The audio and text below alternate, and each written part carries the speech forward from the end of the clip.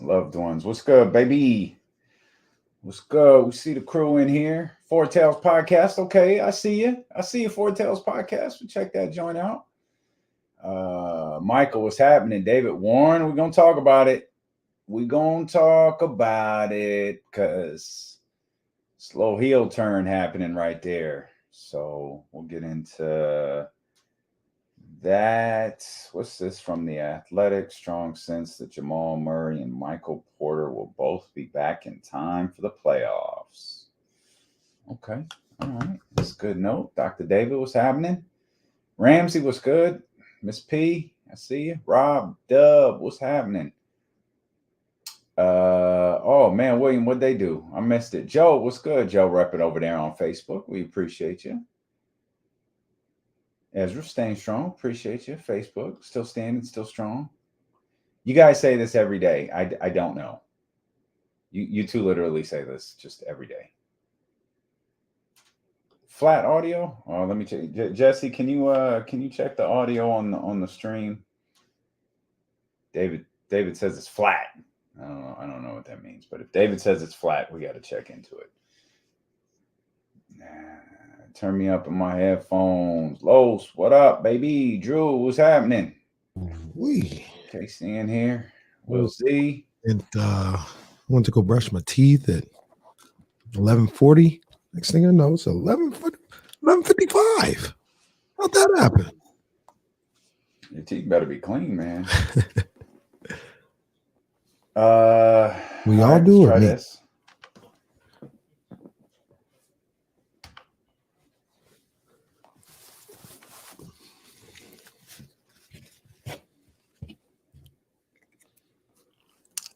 All right. Check one, check two. Is that a little better? A little better here. Y'all give me the thumbs up, thumbs down. Check. Keep messing with it. Is the date same?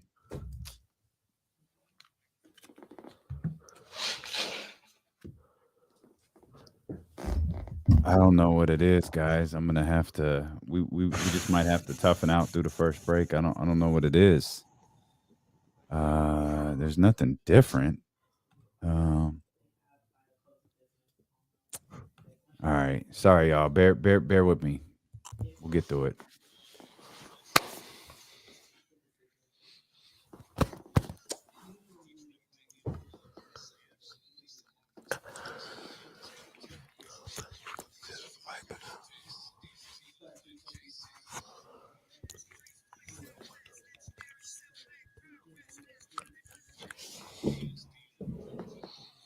Hope you had a fantastic weekend, and we welcome in here the last day of February.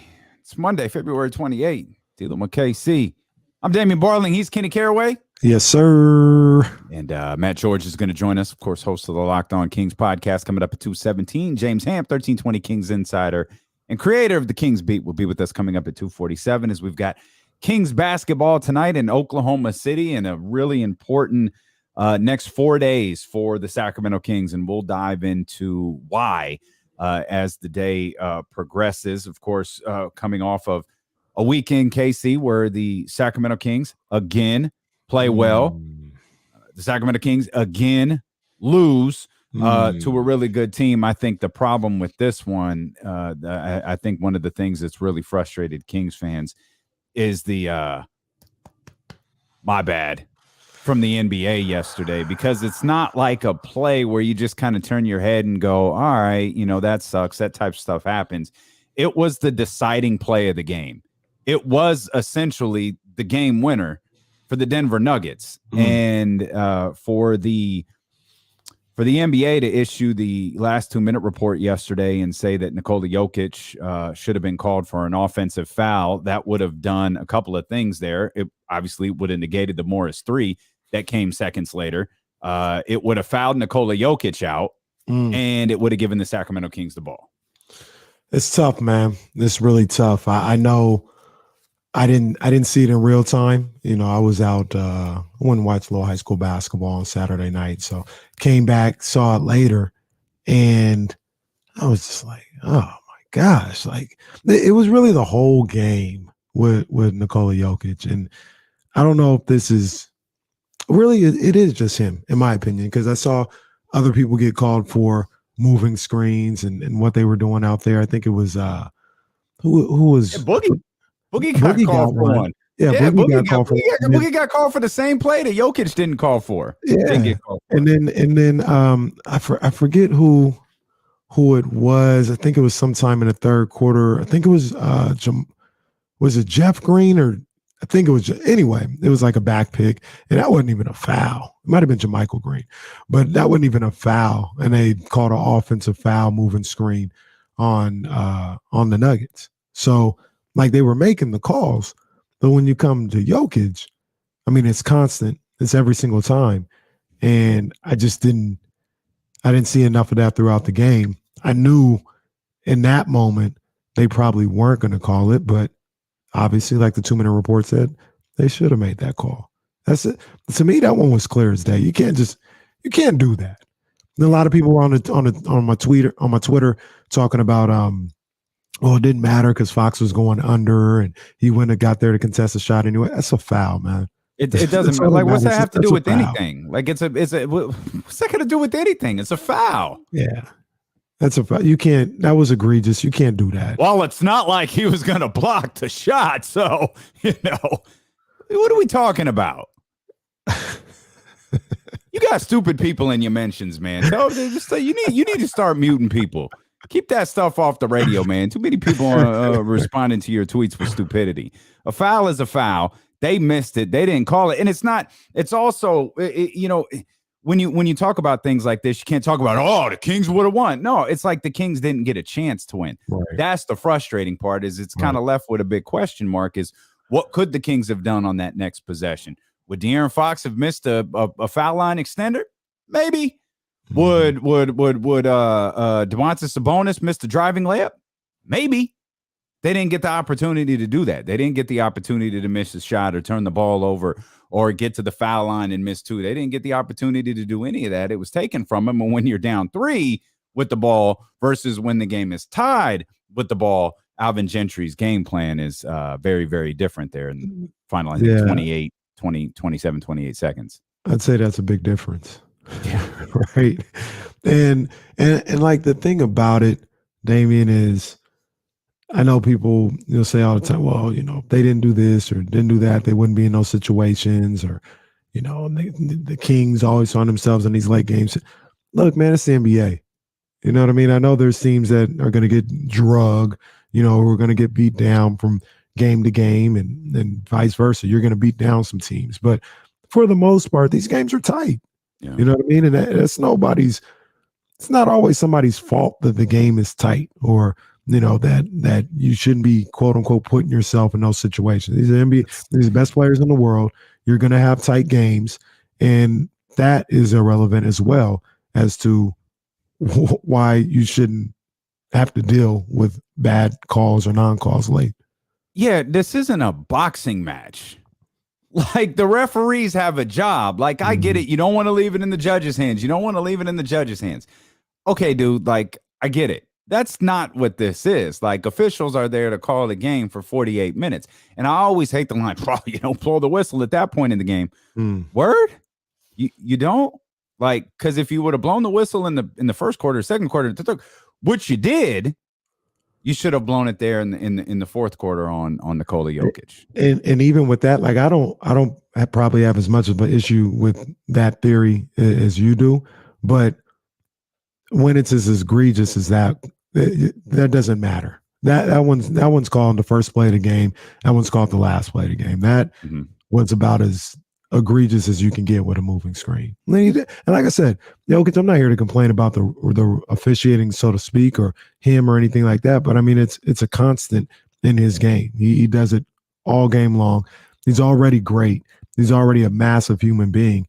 When he's just moving to the point where you can't even get around the screen. Now what are we really even doing? Yeah. Well, all of that aside, that took place yesterday. But if you go back to the game on Saturday, it was a hell of an effort by the Sacramento Kings. There still are some,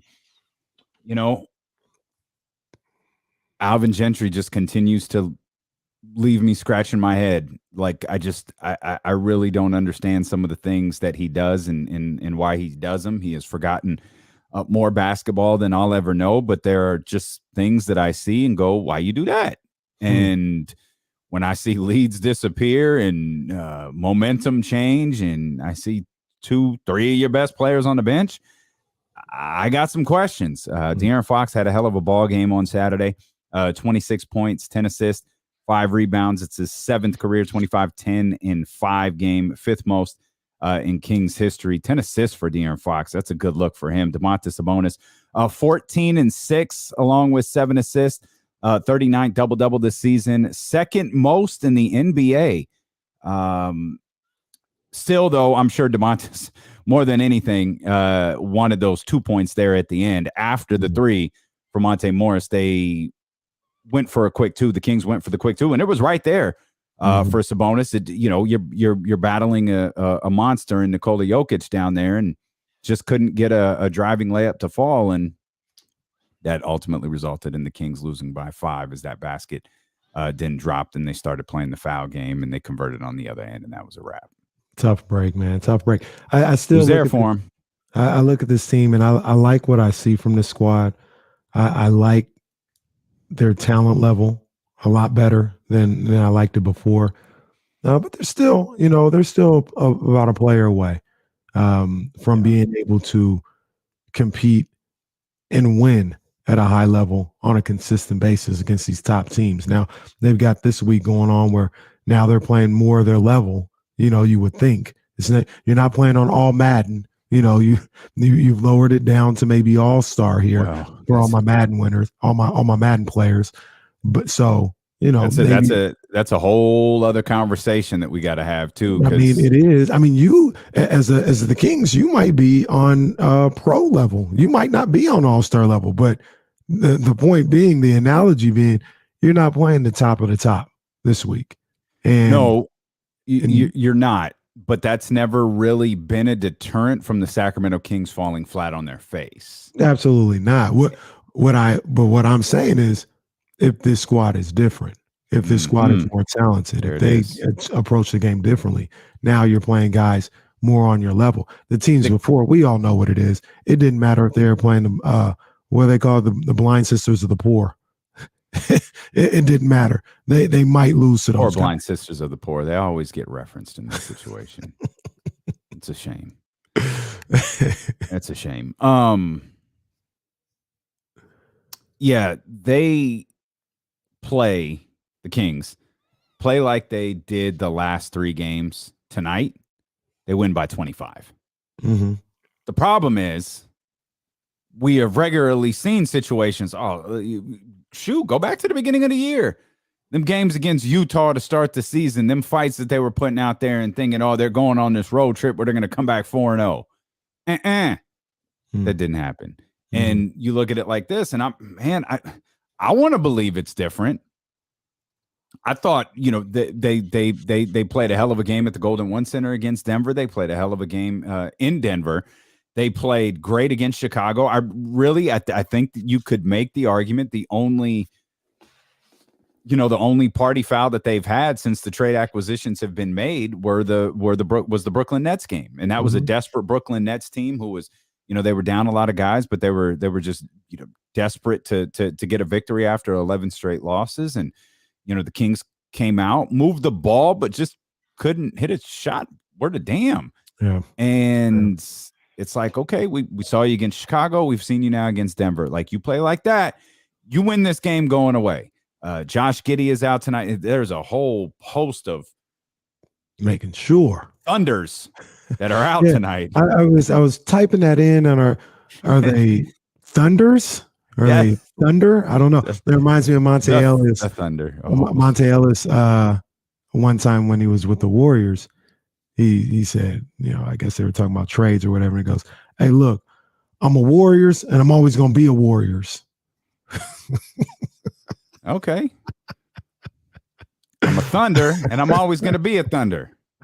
That sounds better than I'm a Warriors. So like we've got a bunch of Kings out tonight, right? That's the sentence. We don't, but we've got a bunch of Kings out tonight. We've got a bunch of Thunders out tonight. We got I a bunch think I of like it singular. Is there no? I don't think there is a plural of Thunder. Like it can't be Thunders. No, just like Heats. It's only Heat. That's right. Heats. Yeah. There's a number of several Heats are out tonight. Jazz. Jazzes. Yeah. Jazz. Several Thunder. David says Thunder. I don't know why that's making me laugh like that. The Thunder indeed. All right, let's step out. Let's regroup. Let's stop being children. We'll talk more about what we saw on Saturday. Some good, some bad. We got to talk about Davion Mitchell. That was bad. We got to talk about Alvin Gentry. That was bad. We also got to talk about what we didn't see over the weekend. And based on some tweets from James Ham, we might not see tonight either. Talk about Richaun Holmes in that backup center position. We're just getting started. There's plenty to talk about. We'll get into Major League Baseball, Derek Jeter, Kyler Murray. What? Oh, we just getting started, baby. We are just getting started. Steelers and KC brought to you by McQueen and the Violet Fog, the smoothest gin in the world, handcrafted in Brazil, right here on Sacramento's #1 sports station, ESPN 1320.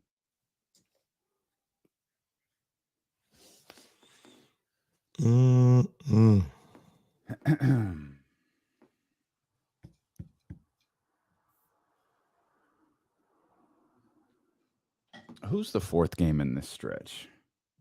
The Mavericks. At Dallas on Saturday.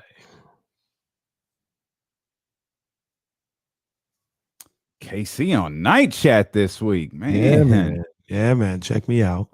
Man, feel cheated on. I'm gonna try not to curse, because even though Mo curses, yeah, but I try not to.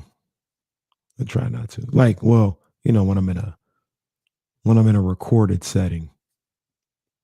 Now, in an unrecorded setting, I just let them fly. It's just what I do. I try to watch that too. Trying to not curse as much. I have no idea. That just like I don't know why some of these words are curse words. Or curse I don't know why words. any of these words are. Well, there was one of them that made sense. If it's true. I don't know if it's true or not, but one of them actually makes a lot of sense. And that probably should be a curse word. Or a cuss word.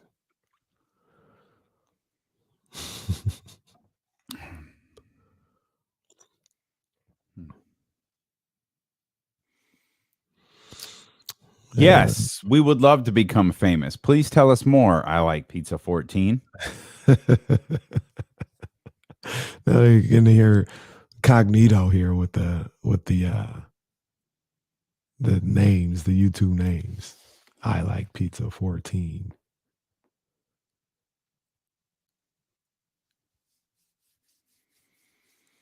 Oh man, it's the first show. I thought the Kings played Danny on Saturday. R.I.P. Danny in San Francisco. Danny in L.A. Oh man. Yes, let's get this to 100 likes. I couldn't think of one. I didn't know what to put up. If y'all got a question you wanna post over there on YouTube, let's do it. I didn't know what to post.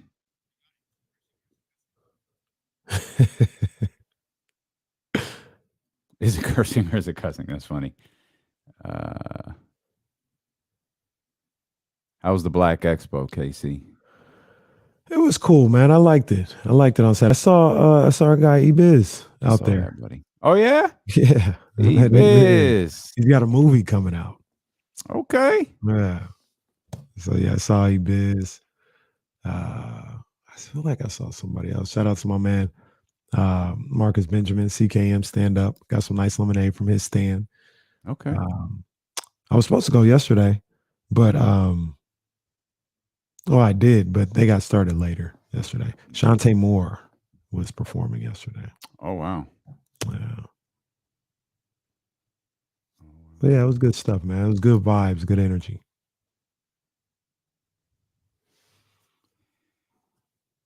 Yeah, this is one I've been concerned about for a while, but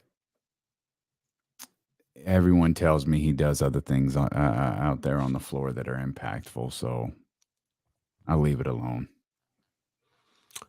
I feel like that. He's fine. Obviously, you would want, probably better at that position, but I guess the thing is the Kings, I don't think they have better at that position. So he's the best of what you have. That's a problem. Yeah. Yeah, that's a problem. Another DNP for Freeport. Well, man, Freeport. Your boy Trey Lyles got some time though. He got some run. Trey Lyles, I want to see more from him. Like, not like obviously production wise, but I'm just saying I just want to continue to see him play and see what he is. If he gets a little more comfortable, I'm intrigued by Trey Lyles.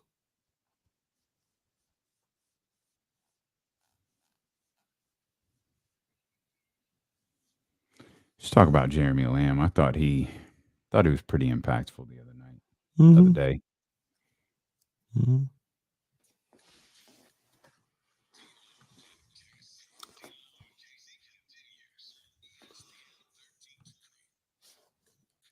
You know what this is? Yeah, I thought you was trying to get my attention. No, I was just saying hi to Sean. I was like, this sounds different. Like this. Oh, we gotta. Oh, you know how we do it. I ain't heard that one. That must be the YouTube remaster. Oh, okay. Oh, I hadn't heard that from Vince Staples. Okay. Oh, wow! Look at Jesse. All right. It's that new. Look at Danny been gone one day, and Jesse already like, don't worry, fam, I got this. We taking control. We taking control. That's that new. That's good stuff. I'm gonna have to check that out though, because I like him remaking it. You know what I mean? I like Vince Staples just in general. So I'm gonna have to check that out. Hey, Damien, you'd be proud of me this morning. Okay. Guess what happened to me? Well, based on what you said earlier, you brushed your teeth for 19 minutes. Outside of that, what? I woke up this morning. I woke up early this morning. Okay. I went down into that garage this morning. Oh, did you? Okay. Yeah, man.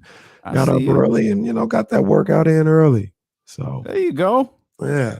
I always like that. Like I always like the feeling of a morning workout, kind of get your day started the right way. Yeah. The toughest part is waking up. Mm-hmm. Yeah.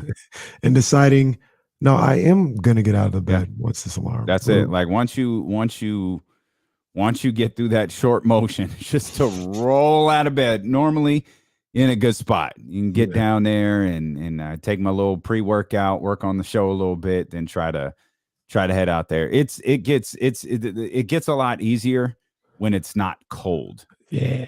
Because there have been a couple of like, I hate when I can't sweat, man. That's the thing that drives me nuts. I tried to work out Saturday morning. Normally I'll work out later in the day on Saturdays, but just the way it progressed, I worked out Saturday. It was a little cold Saturday morning. I was running. It's like I'm gonna hit this. I'm gonna hit this treadmill, dude. I'm gonna light this out of there. Yeah. Fam, I almost called an ambulance. I thought my chest was gonna explode. Like it was like my and the sad cold piece was I was wearing a heart rate monitor, and I'm like, man, I must have murdered this workout. Yeah. Made the mistake of looking at the app before the workout was over and saw that I was terribly wrong. Oh, no. My heart was not where I thought it was. I just thought my chest was going to explode. So my chest was hot for like the next 4 hours. And then, of course, now I'm in a bad mood. So the workout had the opposite effect of what it's supposed to have. And it's like, never, if you wear a heart rate monitor and you have like certain, markers, this is a good workout. Like I have a number. This is an A1 workout. I thought I was on track to the A1 workout. Yeah. I might have gotten a C- in that joint. Oh, man. And I was so mad. I was just like, forget it. I ain't even forget it. I quit. Threw the controller and took the dogs for The another walk. I was so frustrated. The controller thrower. But good for you for getting that early morning grind in, man. Getting that early morning grind in. Sweating is never an issue for me. Sweat like Patrick. Patrick, all right. I went down there. It was cold. I had the hoodie on. I thought I was going to do like, you people in the gym, they work out with the hoodie on. They got the hood over. And I was I think that's how I'm going to have to do it today because it's going to be cold. About 5 minutes in. Get this thing off of me. It's hot. I'm overeating. Yeah, that's normally what I do too. There was a stretch where it was beanie, hoodie, hood pulled up. And it's like, okay, first thing to go, hood comes down. Second thing to go, beanie. Third thing to go, the whole sweatshirt. That's what happened this morning. The sweatshirt had to go this morning. That's why I never understood how Hoodie Mellow could be Hoodie Mellow. I could not imagine working out in a hoodie and having it over my head, tied up. I would spontaneously combust. Yeah. I understand it. Yeah. Shout out to our man, Will Walter, here on youtube.com/ESPN1320. He says you got to do a proper warm-up before the workout. Ease into it. Dynamic stretching, light jog, can't go straight to sprints, smiley face. So what we established with Will Walter is he's that guy. Yeah. Will Walter's that guy. We love you, Will. Thanks for and Will, thanks for tuning in. You're 100% right, Will. Like you are correct. I ain't got time for all that. Oh, got to do it though. I don't have time for all that. Now the other thing is when I say the thing about me when I work out, like I don't do like the running or the riding the bike, all that other stuff. I don't do that. My workout is purely weights. Okay. Because I do all that when I play basketball. So okay, all right, when I get up, I'm cold. That morning crew, some water. Pump that iron. I was listening to Lil Wayne. Lil Wayne did a good job this morning. Lil Wayne Essentials did a good job. Oh, okay. Okay. Got you through the business. All right. Good stuff. Good stuff. I think I need a check-in. Okay. Social media check-in. Every morning you get up to work out, I need to see it on Twitter. Oh, okay. All right. No doubt. Well, so I'm gonna tell you right now, because it's gonna be about 4 at months least right now, it's gonna be like 3 times a week. I'm not gonna do it every morning. That's a good look. Yeah. Right, 3 times a week. So yeah, I'll tap in. Okay. I'll say hi, Damien. I wonder if Davion's an early morning workout guy. I feel like he is. He'll probably need to get to the gym to get a proper workout in because he wasn't getting the minutes on Saturday. And I don't know if that's a one-off. I mean, we've one of the storylines coming into the second part of the season here was, what are you going to do with Davion? How are you going to establish Davion in this rotation? How are you going to let him make his mark? And, it's never as bad as the last game. Sometimes it's never as good as the last game. But for Davion, this was the worst. I think this was the first time he was held scoreless in his career, if I'm not mistaken. Played 11 minutes, 46 seconds, 0 of 6 from the field. Just nothing there. For Davion, and now it's like, oh man, we're back to that again, huh? And it feels like I don't know if Alvin knows what to do with him. Or maybe it's not on Alvin. Maybe it's on Davion. Maybe Davion can't get himself. He can't get himself worked in with this new lineup. And see, that's kind of where I was gonna go. He's still trying to figure out what his place and what his role is with this particular group. But Davion's got to play. He got to play a little better too. Now you can make the argument that, in 12 minutes, you're not getting a lot of time. I think it was Matt Barnes when he was on here, not knowing your role, not knowing how many minutes, how many looks you're going to get affects how you play sometimes. I completely understand that. But Davion he also just hadn't shot the ball well. Like you gotta make shots. I mean, he played 12 minutes, but he still found a way to get 6 shots up. He was 0 for 6. Yeah. The other night he was 3 of 10 from the field. Had a decent night against Brooklyn, I guess, but 5 of 14 isn't great.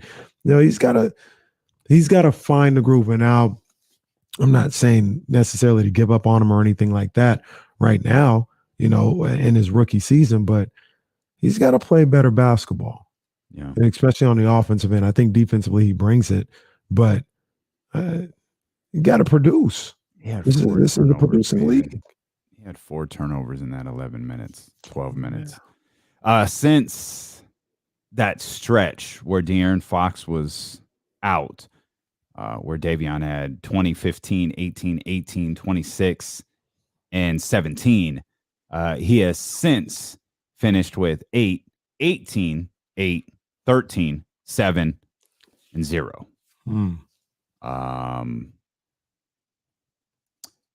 The minutes have been there. Like he played, like, and this just could have been a particularly bad game or a particularly bad matchup. Like the minutes were there for him at the Golden One Center. Like he played about 30 minutes at the Golden One Center against the Denver Nuggets. But again, there was a 19-minute game against Washington. The Minnesota game where everyone was here for the first time, or the Pacers crew was here for the first time. That was a 34-minute game for him. He played well. He played really well. So, he was inactive for the Chicago game with the wrist injury. And, that's kind of brought us here. And that's, it was one of the things we were watching. And, man, 2 games out, it's like, oh, okay, this is something to watch tonight. It's something to watch against the Spurs and the Pelicans and the Mavs. Like this is as they say in the news, a developing story. Davion Mitchell.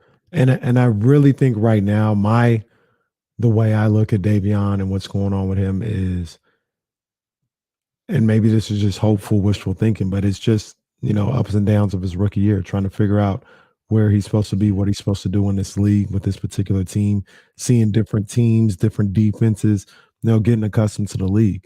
And it's going to be up and down. And that's what it's been with him all season long. It's been up and down. He's had good times. He's had bad times. But you just got to hope that at some point in these final, what they have, 20 games left? Or got to be 20 now, yeah. That, the light bulb clicks. And he starts to get more and more comfortable and able to produce on a consistent basis.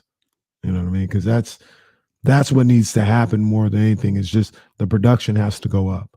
Yeah. And whether he's getting 12 minutes or 32 minutes, whatever minutes he's getting, he's got to be more productive in those minutes.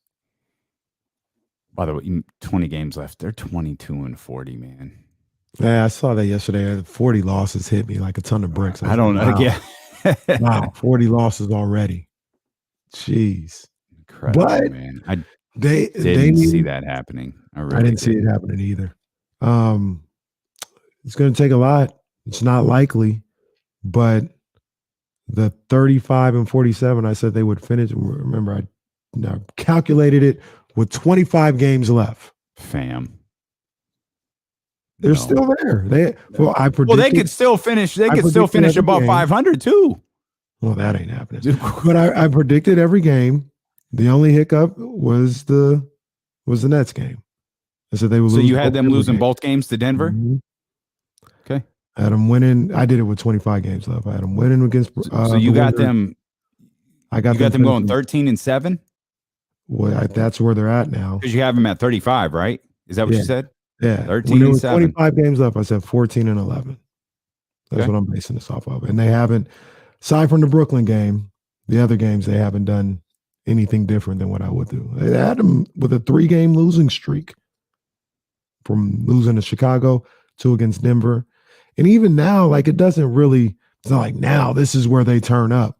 Like I got them beating the Thunder, have them losing to the Pelicans, beating the Spurs, losing to the Mavs.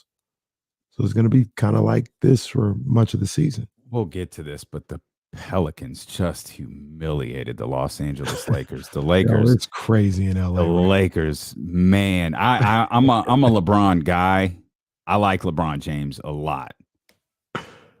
Fam, such a bad look. Like they are in that of all the stuff that has gone on with this team. Those clips that emerged this morning was the first time where I was like, oh, they're done. They're cooked. This is a wrap. They are going to kill each other before this season is over. They are undoubtedly going to kill each other. before this game's over. But the funny thing, New Orleans has now taken over the 10th spot in the Western Conference playing. They're 25-36. Portland has dropped a couple. The Pelicans have won a couple. Update on Dame Lillard. He's going to be reevaluated in 2 to 3 weeks when Portland is officially out of it, and they can go to Dame Lillard and say, fam, you ain't playing this year. But somehow in the midst of a 4-game losing streak, the Kings gained half a game. So that tells you all you need to know about this Western Conference playing with 2 of the 3 teams in front of them, San Antonio in New Orleans on the horizon for the Kings today. Hey, there was another thing that I had in my notes to talk about. And you guys know me. I don't blame officiating. It was just the game that they lost. It's just the game that they lost. There were bad calls all night. So it just is what it is. But how was that play before the offensive foul that wasn't called? How was that a travel on Sabonis? You remember that? Kings at the ball was 110. Fox makes a little pocket pass to Sabonis going down the lane. Looked like 2 steps. He turned around and passed it to Jeremy Lamb. Called a travel. I do remember it, but I can't say like it's sitting in my head. I'll pull the clip up now. We were watching the game this morning, and I was like, I forgot about it. How is that a travel? Well, if a King does it, then it's a travel. I think that's kind of the rule of thumb. If a Sacramento King does it, it's definitely a travel. I just kind of, when it happened, I kind of just said, hey, all right, they called it travel, so it is what it is. But I looked at it, I was like, oh, I don't know. A lot of people saying he landed before he passed. I don't know. I didn't see it like that. Oh, that play, he did land before he passed. I thought he got it out, but I don't think so. No, I don't think so. Let me see. Oh, I went way too far back. Sorry. No, if he landed, then yes, that is a travel. Pretty good. Thanks, Coach Kenny. Yeah, I'm pretty positive he landed. Looking at the clip now. Oh yeah, he definitely landed. No. Yeah. He landed. He could have danced at that point. He landed, so like he's just right there. Sabonis will make him dance. Mm-hmm. Man, this was a frustrating game. It was right there for him, man. It was right there for him. And they didn't even let Will Barton score like 40 or nothing. Like I mean, Aaron Gordon had 23, but that's not, he had an efficient 23. Nikola Jokic was great as he is, but I don't feel like there was anything egregious. This team still has flaws defensively. Mm-hmm. I don't think they're a disaster defensively. At least they certainly weren't on Saturday. Yeah. No, not good. Okay. Maybe it's as simple as that. They're tougher. They're a team that competes on the defensive end. Like you said, not good. But the effort is there. And you got to think these are games today. And when you get that skill level down, the settings down to, from all Madden to all pro and all star, where the effort that they put on the defensive end, it'll be a little more prevalent.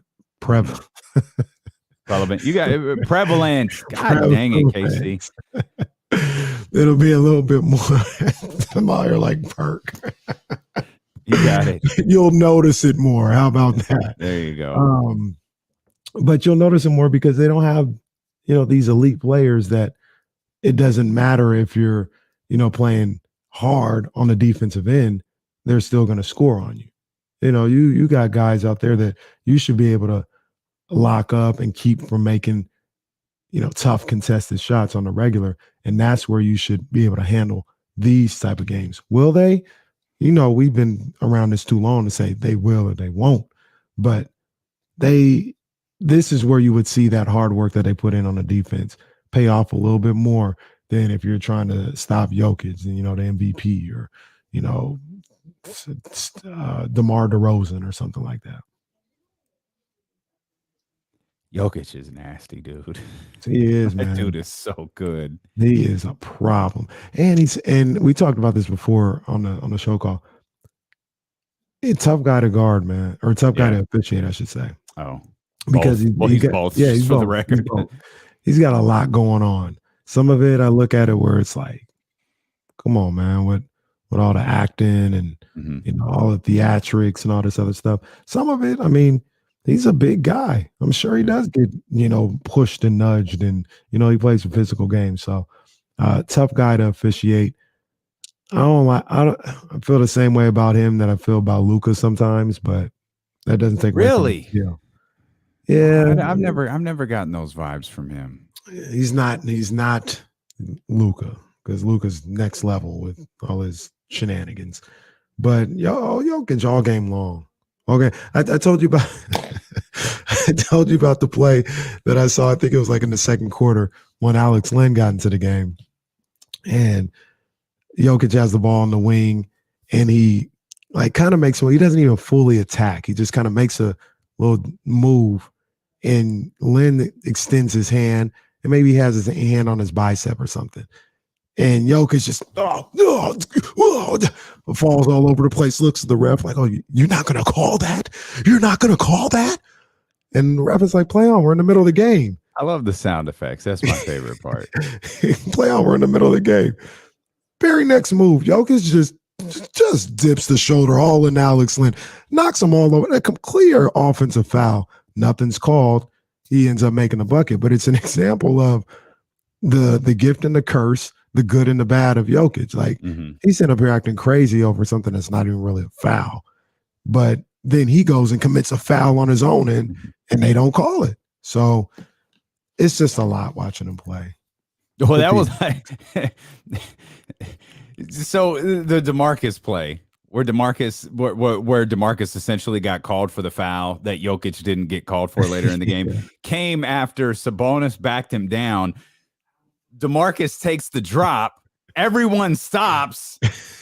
Sabonis is kind of looking around, hits the layup, and everyone's like, well, all right, cool. Bruh, what Kings fan watching that game did not know on the very next possession that DeMarcus was going to commit a foul? We all knew what everybody knew. It was like, all right, we're about to get the ball back right here. This is just a matter of how it happens.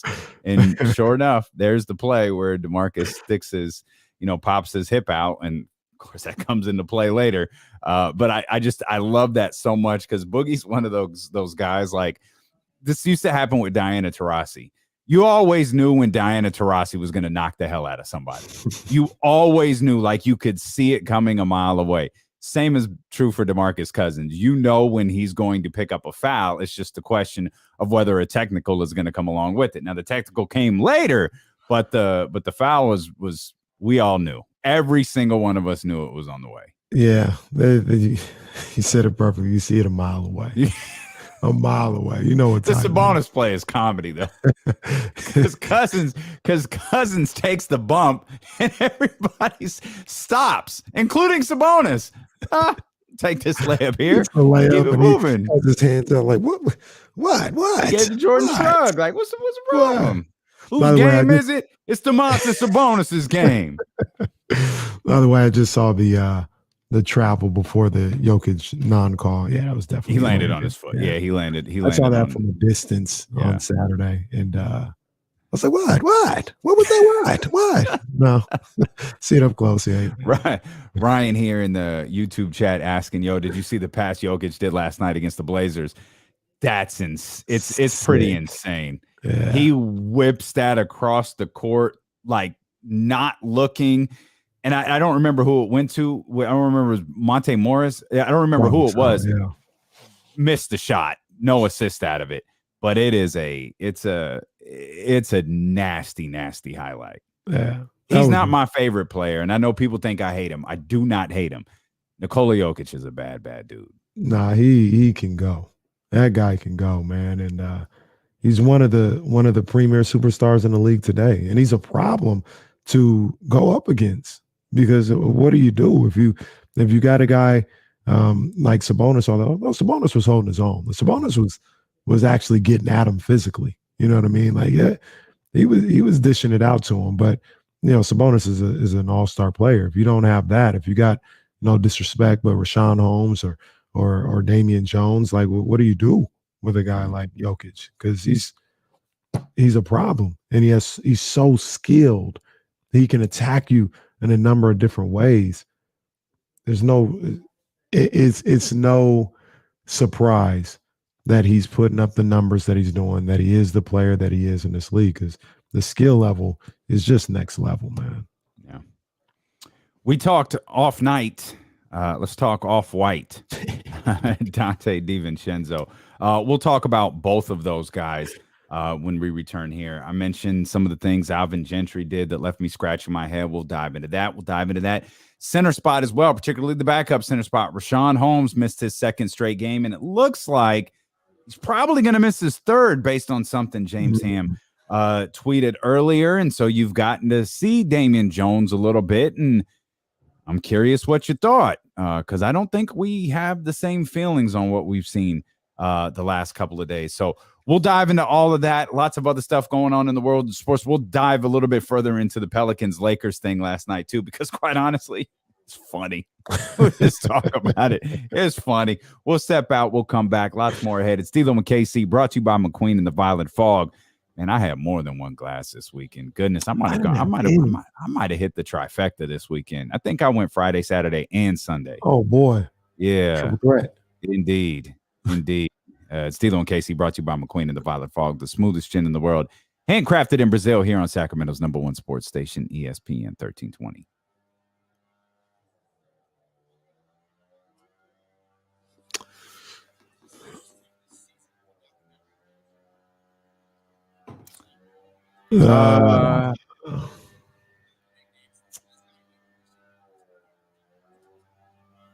No, I think it is though. Yeah, if you had cameras rolling, yeah, you could catch me. Yeah, yep. John, I mean, I don't know. I mean, Embiid is probably more. If you're asking me to pick, it's Embiid for me personally. That's not. If I had the number 2 pick and somebody took Embiid and I was with Jokic, I'd be like, cool, like I'm good. You know what I'm saying? It don't really matter to me. But I mean, Embiid is. People talk about how crazy Jokic is, and he is. I mean, Embiid is just as ridiculous. Mm-hmm. Like Embiid is insane what he can do. He is Embiid is what people thought.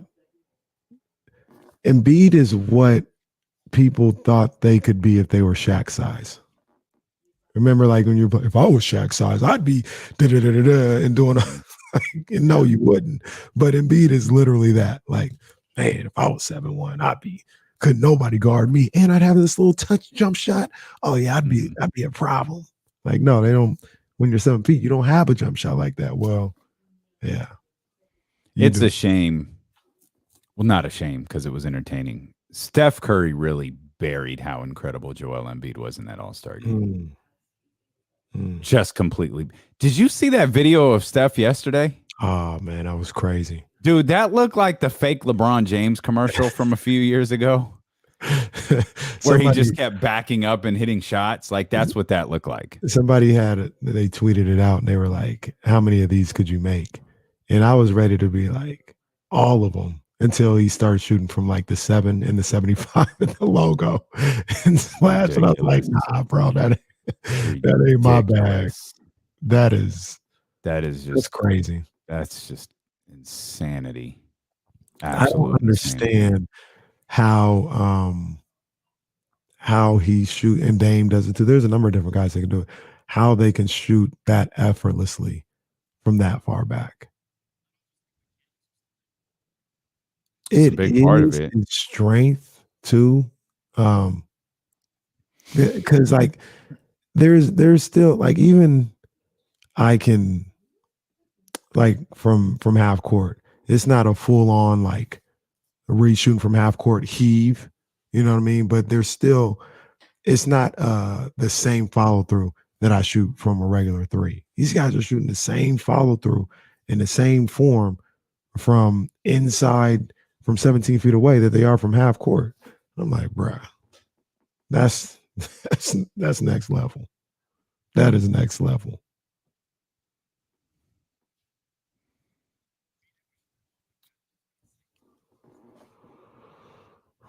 Then and be so accurate from that distance.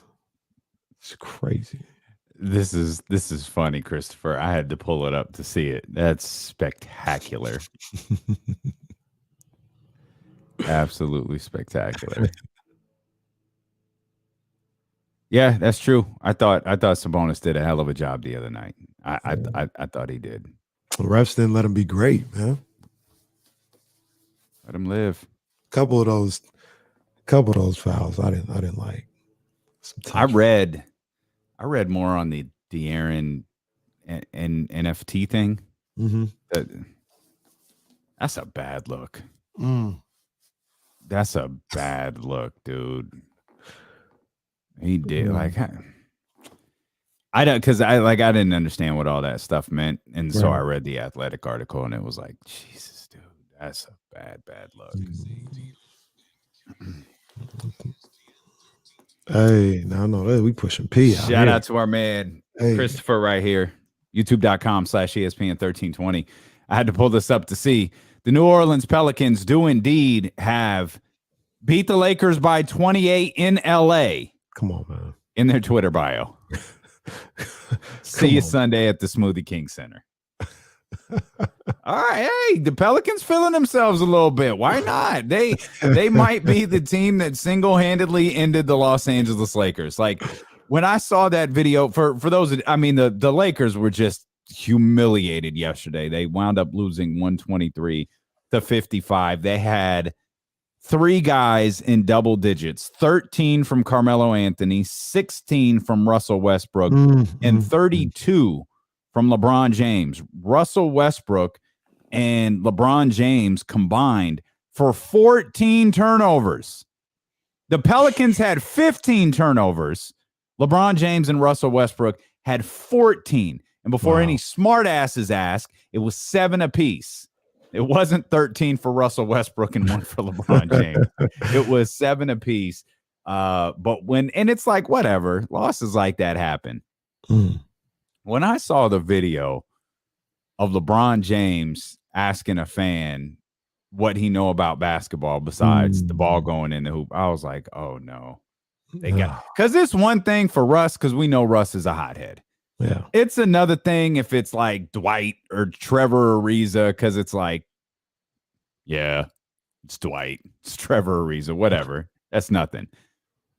But when you're sitting on the mountaintop and you're clapping back at fans that are booing you, boy, your season is taken. Hey, you know, what's the saying? You don't throw stones when you live in a glass house. We know how bad the Kings are. We ain't talking about that. Right. But if you got a glass jaw, you should watch your mouth because I'll break your face. I don't know what all of that is that you just did, but the point is the Lakers are bad. Yeah, they're ugly. The Lakers are really bad. It's ugly out there.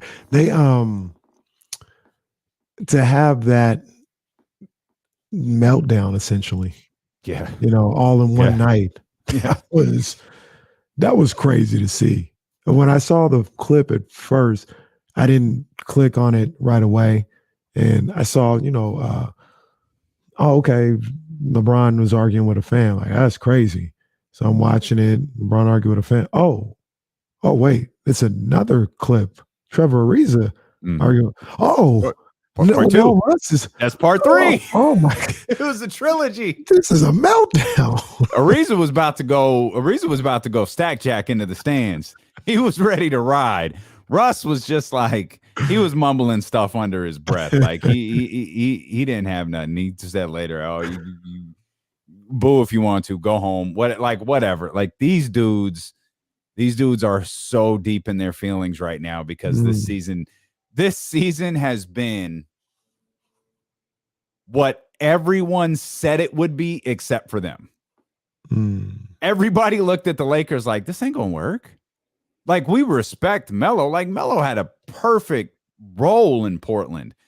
They're going to be able to replicate that here. You're going to bring Dwight back. Like, all right, this is interesting. You acquired Russell Westbrook. That makes no sense, just given the fact that LeBron is peak LeBron when he has the ball in his hands, and you never know how many games Anthony Davis is going to play. This was the disaster everybody except the Los Angeles Lakers thought it would be. I didn't think it would be bad to this degree. See, that's the thing. I don't think anybody thought it would be this. They thought it'd be, they think they're stacking up to get, the 1 seed. They'll really be the 5th seed and lose in the second round, right? Yo, we talked about it last week. The schedule is not their friend. Mm-mm. And they continue to this sounds super far-fetched. I get it. All they need to kind of be in danger is for them to lose 3 or 4 and the Kings to win 4 in a row. It takes one week, right? Say, let's go on our happy dance in rainbows and whatever type of fantasy land. Mm-hmm. Kings go 3-1 this week. Okay. Lakers go 0-3 this week. Okay. Now all of a sudden they got Dallas coming up. They've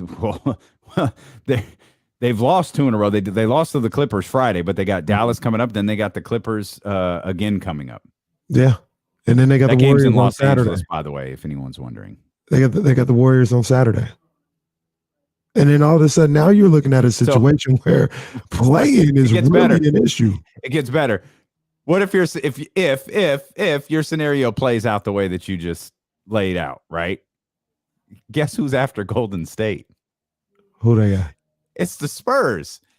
It could be a battle to stay into the top 10 if that plays out the way that you think that it might, with the Spurs coming up after that.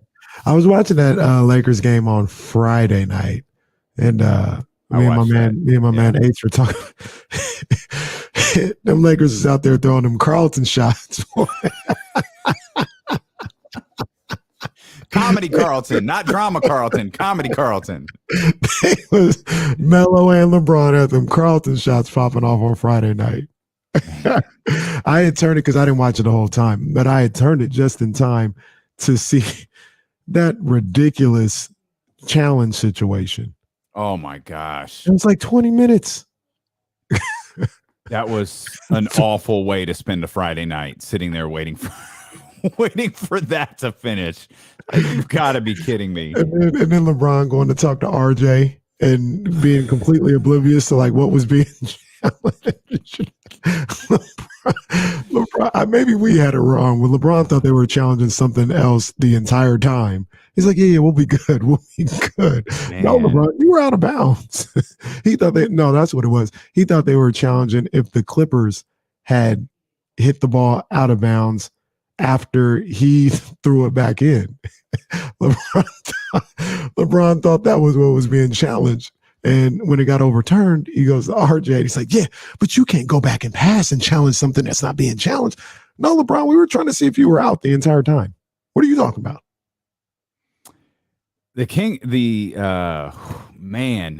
I know you've looked at the schedule before. These dudes are on the road with Minnesota, Toronto, Washington, Cleveland. For some reason, they come home from Cleveland to play Philly. And then they go back on the road to play New Orleans, Dallas, and Utah. Oh, boy. Close out their final 4 games. Phoenix, Golden State, Oklahoma City, and Denver. Good. It's ugly. It is ugly with those guys, man. Really is. I will say, though, on a positive note, at least for me, well, this is positive as well, but what's going on with the Lakers is positive as well. But man, I woke up on Sunday. I finally got to sleep in a little bit. Sleep in's like 9 o'clock for me. I got to sleep in. Didn't really have anywhere to be. Early in the earlier part of the day, I got on my couch on my sofa on the Chase part of the thing. Mm-hmm. I clicked on, because I wasn't really sure what was going on. I clicked on the guide. I said, oh, Sixers Knicks. I like this. Oh, Jazz Suns follows that up. That's a nice doubleheader. Then halfway through, because I hadn't checked my schedule yet, they're talking about, tonight on ESPN, Mavericks Warriors. I did the full-on wire. Oh, what a day of NBA basketball. And then Pelicans Lakers. I watched it all. I loved the NBA on Sunday. And this is, you grew up in the same era as me. But when you wake up on the West Coast and it's 10 a.m. and you get that NBA on national TV game, I got me a little coffee, had the iPad. I enjoyed the hell out of yesterday with the NBA. It's good stuff.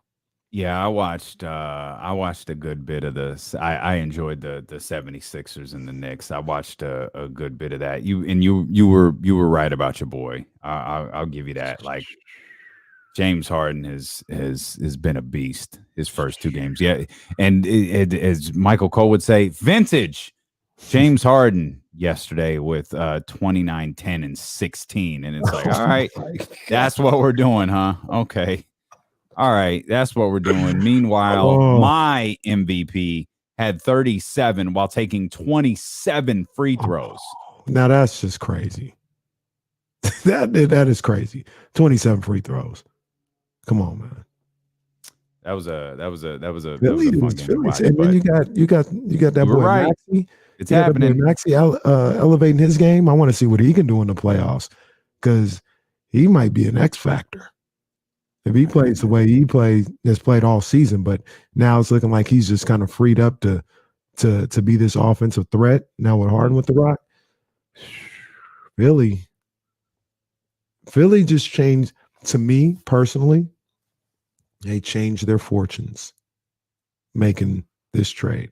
They changed what they could be. They changed the ceiling of what this franchise could do with that trade, at least for 1 year. You know what else stands out about that game? I think it was yesterday. If it wasn't yesterday, it would have been Friday when I think the first game was against Minnesota. I think James Harden's first game. You don't have to fake laugh at stuff because someone else thinks something's funny. Who did that? Like the clip that all of the push notifications were, all of the different apps were pushing out of Joel chugging the water. And James looking at him, and you hear like the reporter in the background. You hear that in the back, and you see all these like laughing emojis, and I'm watching it like, yeah, okay, it's not funny. Like, you don't have to fake laugh at stuff just because it's Joel Embiid, a guy who's normally pretty funny. That's just a public service announcement. You don't have to do that stuff. And if you ever get the opportunity to work in media, don't be that guy. Don't be the don't be that guy, because there was nothing funny about it was Joel Embiid chugging water. Like, it wasn't funny. Almost sounds like you're going into the old Vince McMahon announcer laugh. What about it, Jesse? Yeah. Oh, look at the hoaxer now. Look at him. He's having a ball in the middle of the ring. There's a clip. I think it's from WrestleMania 4, where someone, I think Jesse, no, because it wasn't, no, that had to have been Gorilla. Crazy. I don't remember who it was, but Jesse Ventura's talking about Miss Elizabeth. Look at, she's running away. She's a coward. And Vince McMahon goes, she's not a coward. She's the bravest little lady in the whole wide world. Oh, I died. And I'm sure 9-year-old me was like, yeah, she is the bravest little lady in the whole wide world. Listening to D-Lo and Casey on ESPN 1320 KIFM West Sacramento, KRXQ HD2 Sacramento, an Odyssey station, and driven by Lasher's Elk Grove Dodge. Matt George, who was seemingly pissing everybody off over the weekend, which is nothing new. Matt George has been pissing me off for about half a decade now. I was gonna say he'll be with us at 217. Maddie McQueen, 217. Indeed. Suns are 1-2 since Chris Paul went down. Yeah, I'm not willing to my bad that one yet. No, nor should you. I'm not going to my bad that. They've actually lost. I mean, I get it's dumb. I'm only pointing this out because I don't think it happens very often. They've lost 2 in a row, right? Yeah. Yeah. Okay. That hasn't happened very often this year with that team. Twice this year before now. This is the 3rd time. But like they've literally been 2 in a row. They've never lost 3 in a row this year. Wow. So they got Portland on Wednesday. They're not going to lose 3 in a row now. Because Portland has said, I don't know what you guys are trying to do before. Yeah. Little Portland Trailblazers in this locker room, but that has come to an end. All right. I can guarantee you that's over. You're not messing up this little plan we got right now. They're putting an end to all that. But nah, man. Look, Monty Williams is a really good coach. The Suns are still a good team. I believe they're going to win the 1 seed in the Western Conference. But Chris Paul is the straw that stirs the drink. Man. And more important to that, though, and my guy, not your guy, because you just had some crazy looks when we brought this up last week. My guy, Hubie Brown, who was on the call. Oh, don't do that. I love I love Hubie Brown. Don't do that. Don't do that. But he brought up a good point because Cam Johnson has been playing. He's started in Chris Paul's place, and he's played really well. But the issue becomes they're obviously not as deep now because you're taking a guy that was a major contributor off your bench, put him in the starting lineup. He's playing well. Well, how do you make up that bench production? And I think just as much, I'm not going to say more than losing Chris Paul, but just as much is you're asking other guys to step up. Some of them have been able to do it. Some of them haven't really been getting the opportunity all year. Yeah. And it's going to take time for them to adjust to that if they can. And, Monty Williams, he's got to figure out how to get this team right going into the playoffs. They don't have to be clicking on all cylinders because, Chris Paul is going to come back and things will be better. But just have them feeling good about themselves going into the playoffs. They can't have no kind of collapse where they're questioning themselves and being like, oh man, if Chris is gone again, we can't do this. Keep it going for these guys a little bit. There's plenty of time for that. Again, that's why I'm not gonna take the my bad on that one. I'm gonna watch it. We'll see what happens. I actually thought they would respond in the way that you just proposed, and they still can. It's 3 games, yeah, right? Yeah, for sure. Yeah. Speaking of adjusting and trying to figure things out in a new situation, we haven't really gotten the opportunity to see Richaun Holmes here in the second part of the season, as he has missed both games since the All-Star break with back soreness. It looks like, based on something James Ham tweeted earlier, he's probably going to miss his 3rd tonight against Oklahoma City. So I'll table the Richaun Holmes part for a minute. We'll discuss more about Richaun Holmes in a heartbeat. But I want to ask you about your boy, Davion Jones. Okay. Davion Jones, not particularly impactful against the Denver Nuggets on Friday. Of course, you're going against one of the most difficult players you could possibly go against at that position, at your position. But you wanted Davion Jones. You got Davion Jones. Are you pleased with what you've seen, or I'm not going to ask you to grade 2 games, but it's kind of what you wanted. You wanted some Davion Jones. You wanted some Trey Lyles. You wanted to see some different guys here at the start of the second part of the season, and you got it. Yeah. As far as Davion Jones goes, I mean, I chalk up what we've seen in the last couple of games to just a bad matchup. Like he doesn't have anything for Jokic. That's a tough matchup. And no one, right. Yeah. No. We mentioned the one player who does. Yeah. And he's in Philly. Michael Jackson. He's not alone. Okay. Like it's just a terrible matchup for him.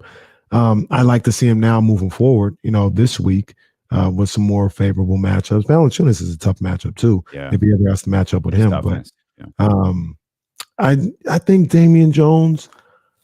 I absolutely want to see him in that backup role. I think, and his time on the court. So nothing deterred you. Bad. No, I don't think Nothing. he's been that bad. Okay, nothing deterred you from wanting to see more of him. It hasn't been unbelievably, Good. impactful. Yeah. But it hasn't been disastrous either. So it's just been okay. Davion Jones, you're going out there, and really, this may contradict something else I'm going to say after this, but in that particular spot, you just want to hold the fort down until Sabonis gets back into the game. Just make sure we don't fall off a cliff while Sabonis is out. Then he's going to come in, and you've got your starting all-star center able to produce. Now, the reason why I say this may contradict what I'm about to say is I watched that game on Saturday, and I just felt, man, the bench needs to produce a little bit more. Jeremy Lamb had a really good game, 12 points, He did. 7 rebounds off the bench. But other than that, I didn't get enough from my guy off White. Obviously, didn't get nothing from off Knight. I saw Trey Lyles. He had a couple shots, but in the second half, he was nowhere to be found. Davion Jones, he's not really impactful. I just felt he like committed to, he was, and this kind of goes the matchup. Like he was just committing fouls while he was in there. Like I'm not knocking Davion Jones for this. Like Richaun Holmes is out. You're going to get more minutes in that position. Oh, by the way, you're probably going against the most difficult one of, the two most difficult matchups you're going to have all year. Right. And then even then you go, I know he's been ravaged by injuries and, hasn't been able to, he's a shell of himself maybe in some respects from before, but the backup center is DeMarcus Cousins. Mm-hmm. You know what I'm saying? Somebody that is had a hell of a night yesterday, by the way. Yeah, he did. What was it, 19 and 6 or something like that? Yeah, I think it was so you're going up against, it's not like you're going up against just some run-of-the-mill NBA center. You're going up against a guy that is a former All-Star, and the only reason that he's in this position is because his body has failed him. But skill-wise and being able to play the game, I mean, he's as good as it gets coming off the bench, in my opinion. Yeah. Yeah, he really is, which was one of the many reasons I was hoping he would find a way back to Sacramento. Yeah. I understand that was a long shot, but he landed in a great spot in Denver with a coach who's believed in him. And I think the stats, what now, 12-0? When DeMarcus plays for Denver? I think they're 12-0 when DeMarcus I saw for sure it was 10-0. Okay, maybe it's 10-0. Maybe I missed I might have padded the stats a little bit there for Boogie, but he had a decent night against Sacramento. He had a really good night against Portland last night, in which Denver won that one again. There were reports today, actually, they dropped in The Athletic right before the show started. I think if you were on the live stream earlier, you probably heard me mention this. There's a good chance, or I shouldn't say a good chance, there's a chance Jamal Murray makes his way back. And who's the other Michael one? Porter. Michael Porter. Yeah, Michael Porter Jr. Before the playoffs. So there's some things to watch for sure. There's some things to watch for sure. Davion Jones tonight against Oklahoma City should look a lot different than Davion Jones against the Denver Nuggets. That's the hottest take I can give you, man. That's why they pay me the money that they do. This is gonna be different for Davion Jones tonight. There's no guy there of Nikola Jokic's caliber. Again, that's a fire take right there to say that the Oklahoma City Thunder don't have a Nikola Jokic. I'll judge Davion Jones a lot more off of what I see tonight. Of course, this is going under the assumption that Richaun Holmes doesn't play. I'm going to judge Davion Jones a lot more off of what I see tonight than I have the last two games. Yeah. I want to see what he's able to do over an extended amount of time, and not going up against the reigning MVP. The Kings were up late in the third quarter, and I know no one was comfortable. No one thought, "Oh, yay, we got this." We were all just kind of like, "All right, it's 7. Let's see if the Kings can just be balanced here." No, that's not how it works in Kings world. It can't be balanced. The Nuggets went on like an 18-1 run or something like that. Following that, and then of course the Kings answered with their own run, and the two teams just slugged it out the last 7+ minutes. But in that stretch where the run started, Sabonis and Fox were off the floor again. I think the only difference is I think Fox came back into the game earlier than he did. I think he might have started the fourth quarter. I can go back and look here during the commercial break, but Alvin confuses me, man. I need to sit down with Alvin. Yeah. And I need to know what's going on because I don't get it. I don't understand it. I don't know where the logic is. And I thought it was going to be different because when Sabonis got in foul trouble early in the game, I think Fox played the whole first quarter. So he was just like, well, this, Fox, Sabonis, one of them going to be on the floor at all times. Even if that means extending Fox's minutes a little bit. But no, wasn't necessarily like that again. So I don't know. I don't get it. I don't understand it.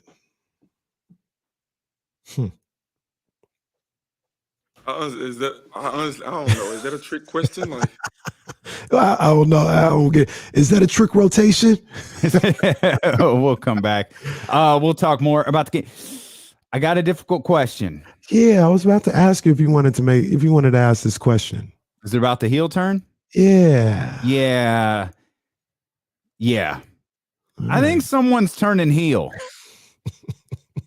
And this is going to be difficult for some of you, but I think it's a full-on heel turn.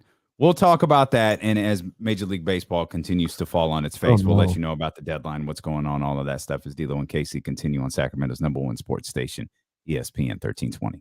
Was that a trick rotation? Was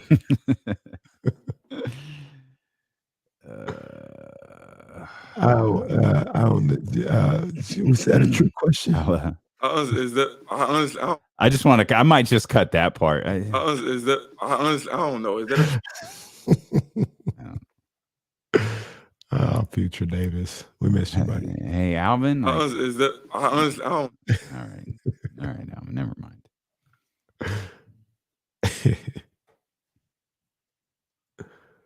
Future Davis, that's our guy. Yeah, fourth in De'Aaron stuff. That's just that was tough. Tough. So I'm just gonna be talking to myself right now. I'm definitely not gonna be talking to Davion. But saw the Division I championship game on Saturday night at the Golden One Center. Shout out to the air horn. Hold on, let me get some air horns, man, for all my people in the DPA. Grant High School Division II championship on Friday night. Great job by them. Went and saw Modesto Christian versus Sheldon on Saturday night. Modesto Christian just too much. But the state playoff brackets came out, and I just don't understand what happened with some of these things.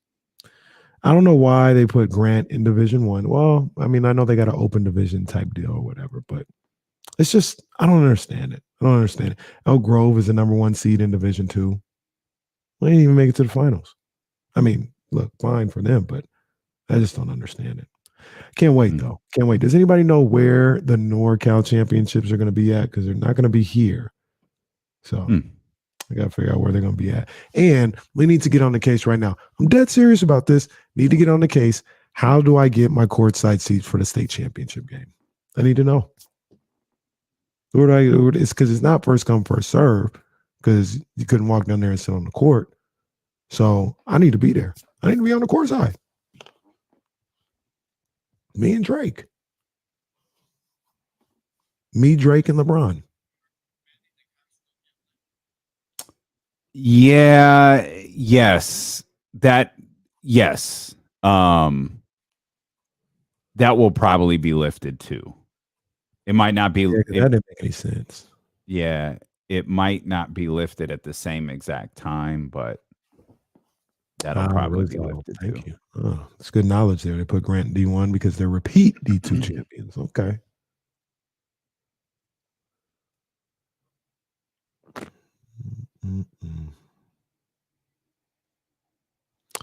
Yeah, they reshuffle them, I think, because you got situations like Rizzo just talked about. Grant went back-to-back D2 championships, but you got the open division, which that's what I thought made everything a little wonky because you got teams in the open division that were in Division One in their section area. So yeah. Shout out to And the Intercom. They're still Kings, going to the Norc House. Big ups. Intercom with a great season. Tough loss to Sheldon in the semifinals, but they're still in NorCal, so big ups to them. Kings really did a hell of a job at the end of the third. I thought the Kings played well on Saturday night. They did. They did. I'm just watching this stretch where they responded to that, that run. Weren't perfect, but they played well.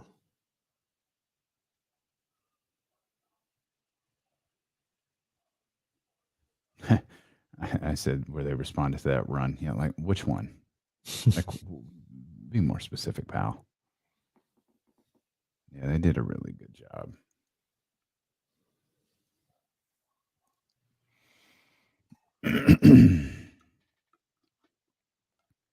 Oh, it's live, pal. Boogie. Oh boy, DeMarcus is a load.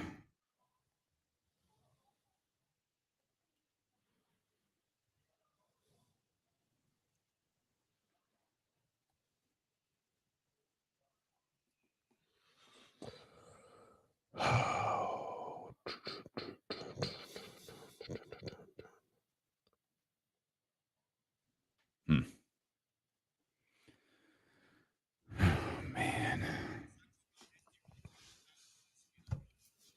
it depends. Today I had to speed up the audio. Normally I just talk fast. CeeLo and KC brought to you by McQueen and the Violet Fog, the smoothest gin in the world, handcrafted in Brazil. We appreciate everybody listening to the show here on the Odyssey app. Really, probably the best way to listen to the show. No signal issues, no worries about driving out of range or anything like that. You can listen anywhere in the world. Right there from Odyssey. Of course, you can watch the show, and we love that as well. Twitch.tv/ESPN1320, YouTube.com/ESPN1320. We ask that if you're watching right now, you hit the subscribe button, hit the thumbs up button as well. Watching this. Go ahead, partner, sorry. I just was mentioning what we were talking about during the break, how well this team played. We were watching that run at the end of the third quarter back, and the Kings played really, really well on Saturday. It's frustrating that they lost. It's frustrating that the NBA issued the my bad afterwards. But they busted their ass in this game. Like they really fought.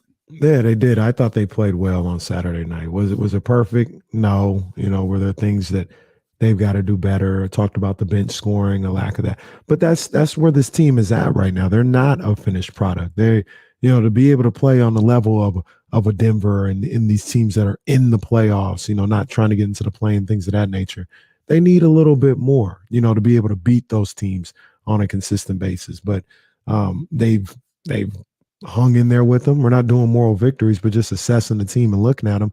They look better. And now they need to play a little bit. I think they can still play better than what they're doing right now, even though they do need another piece. They can play better and scratch out some of these wins. But by the way, they're going to need a little bit more. Shout out HB. 1 hour and 20 minutes into the show, Harrison Barnes had a 24-point game on Saturday, and we've all but ignored it. So, well, I mean, we've also ignored 26 and 10. Well, no, we mentioned De'Aaron's. I was like, we mentioned De'Aaron's tennis. It's kind of in passing. Probably didn't spend as much time talking about De'Aaron Fox's game as we should have. I think that might have been on the show call. I don't think we mentioned. Oh, that wasn't on the show. No. We talk too damn much, man. That's the problem. That's the problem. Okay. Well, let's give the crew their flowers, man. 26 and 10 from De'Aaron. 14 and 16 from Domantas Sabonis, 14, 16 and 7 from Domantas Sabonis, and then 24. Yeah, that was That was, I mean, the fact that he played 33 minutes the way that game went, that's an incredible amount of discipline there from him. But and then the 24 and 5 from Harrison Barnes, man, a solid outing, a more than solid outing from that's not even factoring in what Justin Holiday did, but that's a more than solid outing from the guys that you need the biggest output from. Yeah. To your point, I thought they played well. I like what I saw in that third quarter, when they were able to, get ahead and I don't want to say a comfortable lead because, evaporated quick, but I think they were down 7 or 9 in that third quarter and flipped that whole thing around to be able to take the lead. But it goes to what we talk about, what we talked about last week. If you're not down 15, when you go on an 8-0 run, you can take the lead as opposed to getting it from 15 to 3 when you go on an 8-0 run. You know what I mean? Stay close, and hey, how about this? How about this is insane. How about have the lead early? So when you go on an 8-0 run, you're extending. I don't. Is that honestly, I don't know. Is that a trick question? I don't know what you're talking about. A lead? I don't know. Is that a trick scenario? Yeah, I don't know what you're talking about. This lead early. What? I think you've been dipping into the McQueen today, man. You need to chill because I don't know what you're talking about at all. Yeah, man. They played good on Saturday. Just couldn't come away with the win. Denver's a good team, man. Even with all the injuries, and they're tough guys who you kind of overlook a lot, like a Monte Morris, who hit the big, essentially game-winning shot. Monte Morris is tougher than a $2 steak, man. He's fought his way to get into this league. He's had opportunities. He's taken advantage of them, and he plays well in that system. So I know they don't have the big name guys that they normally have with Murray and Michael Porter Jr., but you still got a bunch of guys that are tough, and they fit the way Mike Malone coaches his teams perfectly. And they're that's a good team right there. Yeah, and the Oklahoma City Thunder are not. I did notice something though, and I'm curious the feelings on this. Hypothetically, we're all wrong. It's happened before. This team isn't different. They still stink. They're bad. They lose to the Thunder tonight. It's a 2-game difference between the Thunder and the Kings. I think that's why Thunder are going all out to make sure. So that's why everybody's sitting. No slip up tonight. Hey, it's a little too close. We're going to make this easy, even for Sacramento. But I'm sure many teams have said that before, and Sacramento winds up on the losing end. I just noticed that as I looked here at the standings, because we're obviously Pelicans coming up, Spurs coming up. We see what's happening with the Portland Trailblazers. It was like, oh wow, the Thunder and the Kings are a little bit closer than I expected. All right, there's something to monitor there. I never have. I don't predict wins because I would look foolish when I do. But I have feelings, good and bad. Kings can't lose this game tonight. Come on. No, I think they'll win tonight. I think they'll win. I think we got Drake Bars tomorrow. I think they'll win tonight. We can and we will touch on some of the insanity that's going on in Major League Baseball here in just a minute. I need to ask everybody a question here. After the show Friday, normally I just disconnect, but I had seen a couple of messages come in about the Old Man and the Three podcast and Tyrese Haliburton, and I thought, I like JJ Redick. I'll take a listen to what are you talking about here with Tyrese. It was fascinating. It was fascinating for a variety of reasons, which we'll get to. But I need to pose this question. I don't even know that I'm forming it as a question. I don't even think I can form this as a question. I think I got to make this a statement. I think I need to tell you, for those who are unaware, for those who aren't big wrestling fans, what you're seeing right now from Tyrese Haliburton is a slow, subtle heel turn. that interview, that conversation with JJ Redick was a heel turn.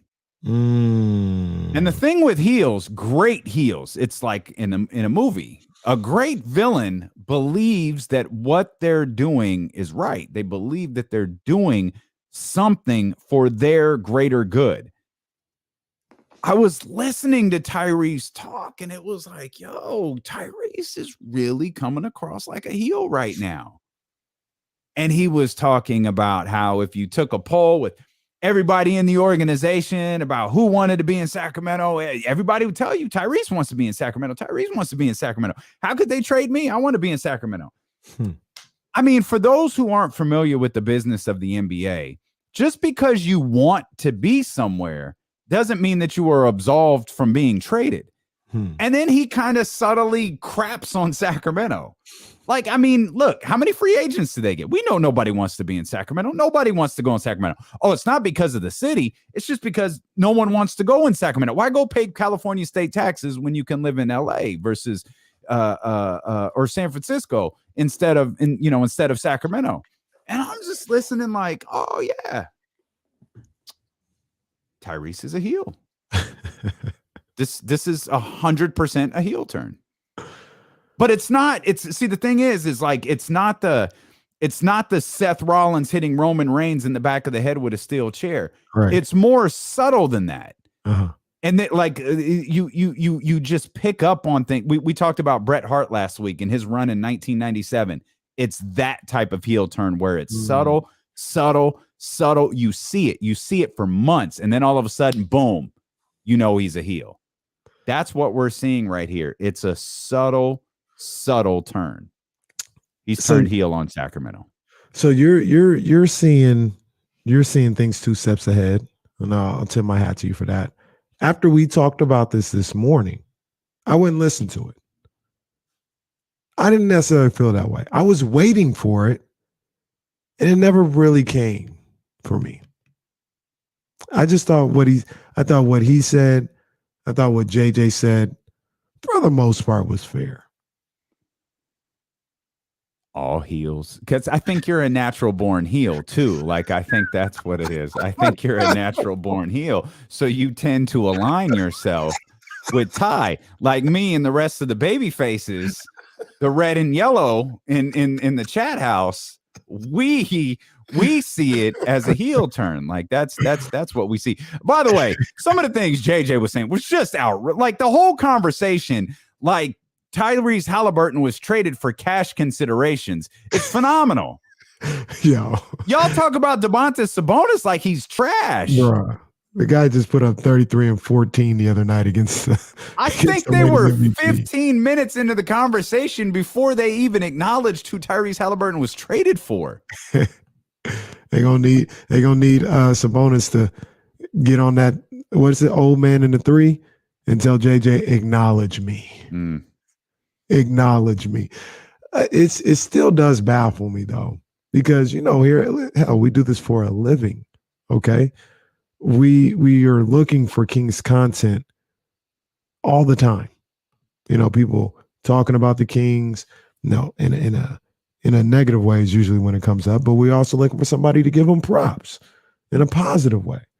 So I say that to say, if people had been on, David in the chat says, D-Lo just called Kenny Hollywood Hogan. He absolutely did. Just start playing your air guitar and call it a day. Hey, I'm gonna need David Garcia, the Donnie Dope ones. Get started on a shirt. Have my name or have a face of me in the center of the shirt. Underneath it, natural born heel. That's you. That's you. You're a natural born heel. Ace is calling me the rated R superstar. I mean, I never knew this about myself. You are. I think you gravitate towards heels, which is why you. I didn't see. Now again. This is why I hate the new Brock. Is that why Brock talking and being with the?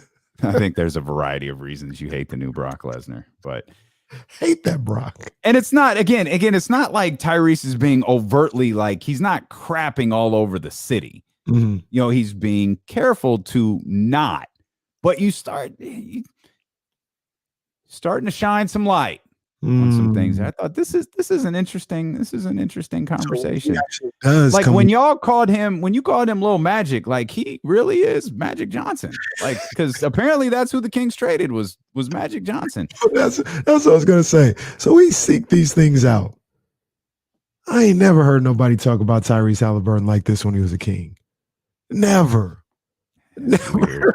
Never. They like him. I like Tyrese. That's what I like Tyrese out. He's a good little ball player. I had no idea Jalen was president of the Haliburton fan club until after the deal was done. And this guy JJ, he goes, "Yeah, I caught some heat because I said Tyrese Haliburton was the best player on the Kings, and I still stand by that. No, he's not. He never was. Like, I like Tyrese Haliburton too. And I was frustrated with the way De'Aaron Fox played at the beginning of the season. Make no bones about it. Tyrese Haliburton isn't, and he never was, better than De'Aaron Fox right now. Will he get there eventually? I don't know. I don't know that. There's a lot of projection when it comes to Tyrese Haliburton. A lot. And look, it's okay to still love Tyrese. Like, don't misunderstand what we're talking about here. It's just the whole fallout from this is so weird. It's crazy, man. It's crazy. And I think you feel the same way. I'm the guy who, when I saw Tyrese play that first game against Cleveland when he was with Indiana, I said, look, man, Tyrese looks great out here. I think this is going to be a good trade for both teams. I think both teams are going to make out really well, and they're going to get what they need out of this trade. Indiana is going to get a great ball player in Tyrese Haliburton. He might make an all-star team. I never saw him as an all-star player here in Sacramento, but he may make it in Indiana. But at the same time, I mean, look, man, Tyrese Haliburton was there front and center when this Kings team was losing 7 games in a row. When they were getting blasted by 60. Mm-hmm. When they bounced back from that and lost by another 20. Got beat by the Knicks, who are terrible, by 20-something points. I think that might have been, was that 20 or 30? I think it was 20.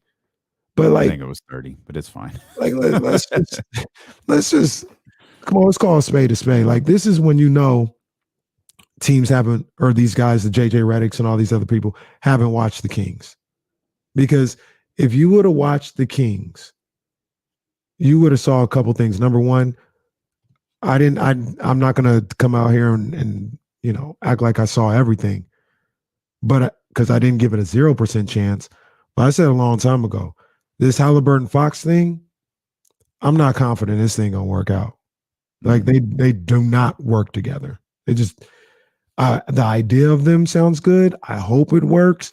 But remember, you asked confidence, Paul. I said it's like a 3, and I'm being nice. Like, I don't see it. So there's that, and then also Tyrese Haliburton, who was playing really well, it wasn't resulting in wins, and it wasn't even coming close to resulting in wins. Like how we see Sabonis right now with Fox, where they're playing Denver, and it's like tough. Oh man, they played good, and man, they're a player short, and they're right there. They're competing. They're doing well. When Tyrese was here, he's getting smacked by 60. That wasn't his fault. I'm not saying it's his fault, but I'm not. This is very heelish of you, by the way. I just want to point out. I'm just pointing out the facts and the reason, because the people talk about how could you have done this. Yeah. Well, this is why, because you see it in the structure with Tyrese Haliburton. It just was not going to work. Okay, let me ask this. I feel like I know the answer, but I'm going to ask because I want to be fair. If somehow, some way, you're able to have Marvin and Buddy out of here, and make no mistake about it, that is a huge reason why the Kings are in the place that they're in terms of what you're seeing on the floor. You can call that shade, or you could call that an informed opinion, but it is what it is. Take those two off. You still got Tyrese and De'Aaron. Does it look better? Is there 2 and 4 since the deal? The Kings, yeah, I think they're 2-4. 4 straight losses, two straight wins, 4 straight losses. Maybe. I just don't think. Maybe they would have figured it out, but I just don't think Tyrese and De'Aaron played well together at all. For me, and by the way, 22-4-9 for Tyrese last night in a Pacers win against the playing Celtics. great. He's averaging like 20 and 10 since the trade in Indiana. He's playing great.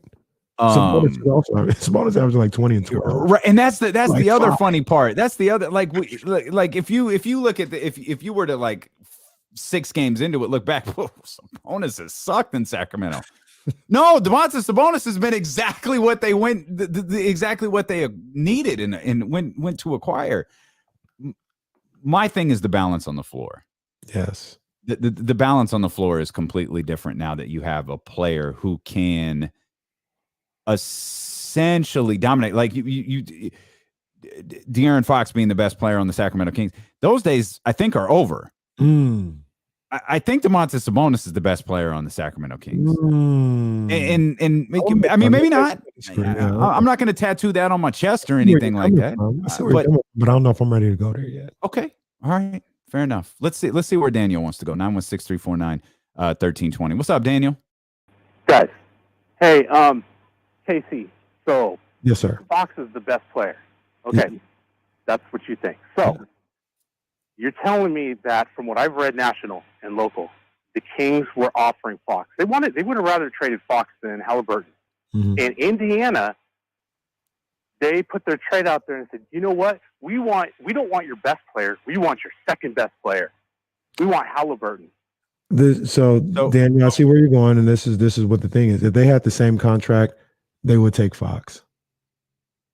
I'm just telling you that right now. If they were both making $160 million, Haliburton and Fox, and Indiana was given the opportunity to choose, they would have took Fox.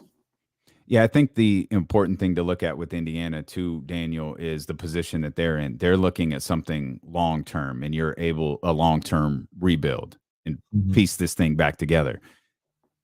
It's hard to do that when you're acquiring the $160 million contract. And even if like we're having a discussion right now about Sabonis and Fox being the best, like maybe I think Sabonis is the best player on the team. Maybe you think De'Aaron Fox is the best player on the team. There are times these conversations could have been had with Tyrese Haliburton and De'Aaron Fox. You think that De'Aaron Fox is the best player on the team. Maybe I think it's Tyrese Haliburton. If it's 1 and 1A, whatever the case may be, you're going to go with the one that gives you, with Tyrese's contract, if you're Indiana, you have the ability to get him cheap for a handful of years and then secure his rights. And I hate using terms like this as if these guys are like managing property here, but you get the opportunity to, secure them on your squad for 5 more years. Yeah. Any team in the position of the Indiana Pacers is going to do that. Yeah, absolutely. And by the way, the Pacers are really good. Like, I mean, the Tyrese Haliburton is really good. It's not like it's a big step down. Right. Like if you believe De'Aaron is the best player on the team, you didn't think Tyrese was far away. Right. No, it's not like there was this big drop off and we're talking about. Yeah, we're not talking about 7th man or something. Yeah, and then a guy on a 2-way. We're right. Talking about a guy in Tyrese Haliburton that's a hell of a ball player. I just think the ceiling for De'Aaron Fox is higher than Tyrese Haliburton as a player. I think you can do more things. De'Aaron Fox can do more things on the court than Tyrese Haliburton. Does he produce on that level every night? No, and that's part of the problem as well. But you can get a 40-point game from De'Aaron Fox. You can get a 40-point, 12 assists, 10 rebound game from De'Aaron Fox. I don't know if you're getting a 40-point game from Tyrese Haliburton. Could be wrong, but I don't know if you are. But the other aspect about it as well. Didn't he have a 38 like right before he left? Yeah, was that 38? I think so. He had a monster. Oh, yeah, I thought he did. Against Philly, he had a really big game against Philly. The other thing about that, though, is it wasn't Tyrese Haliburton's fault what was going on. He wasn't the problem. Like you talk about, it was the fit. If they would have traded De'Aaron, the thing is getting Sabonis, right? Mm-hmm. If they would have traded De'Aaron and got Sabonis, I think they look just as good as they do right now. That reminds me of the other line that made me laugh from the podcast. All of these other teammates and teams were coming out saying, if we knew Tyrese was available, we would have went and got him. Fam, did you have Domantas Sabonis on your team? Was you willing to offer up the all-star on your squad to move him? Like some people just say the dumbest things without like thinking them through. And hey, I'm probably guilty of that too, but damn, like I'll talk about Sabonis as if he's, God bless him, Mateen Cleaves. Come on, man. Come on. It's unnecessary shot at Mateen Cleaves, but you know what I mean. But I mean, he is a Michigan State Spartan, so I'll let it go. Ain't no thing for me. For sure. But the Stephen Brown, who was always in here every day talking about how wild it is, people were talking about Tyrese or Davion was better than Fox. I'll give him this. And he's right about this. He would say this constantly, and he was right about this. If Fox had Tyrese's numbers, nobody would be calling Fox better than Tyrese. Like if they switched their numbers around, nobody would say De'Aaron's really better than Tyrese. You know what I'm saying? Like the actual production of what these guys give has to be factored in at some point. And Fox was having like his worst season, and it was 20-6 or something like that. If Fox was putting up 14-7 and Haliburton was putting up 20-6, nobody would be saying Fox is better than Haliburton. Yeah. And losing by 60. Nobody will be saying that. But you know, unfortunately, now the team is just losing by 5. But hopefully losing starts to turn around. If this team is really different, the losing has to turn around starting tonight. Matt George is going to join us in 30 minutes. We'll keep the phone lines open for you. Mitch, we see you. If you want to get in on the phone lines, you can. 916-349-1320. We'll come back. Plenty more to discuss here as D'Lo and Casey continue on Sacramento's #1 sports station, ESPN 1320. Quick episode of D'Lo begging for likes is we're about 300 live viewers on all of the different platforms. But for those on YouTube, if you could hit the thumbs up, that's a big deal, man. We'd really appreciate it. Hit the thumbs up, youtube.com/ESPN1320. If you're new to the show and you haven't subscribed yet, become a subscriber. Subscribe. Our stuff is good. Our content's good. And do it before Kenny leaves me to join the Deuce and Mo business over there on the night chat later on this week. So hit the thumbs up.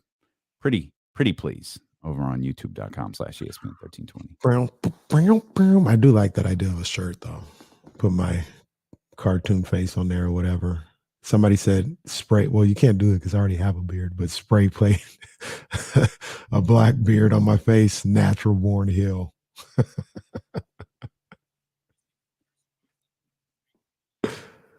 Yeah. Ideally, maybe he's a number 4. We could do a what natural born heel? We could do the NBH, like the NWO style. I don't know if Dave Garcia Designs is in there, but the following announcement has been paid for by the natural born heel.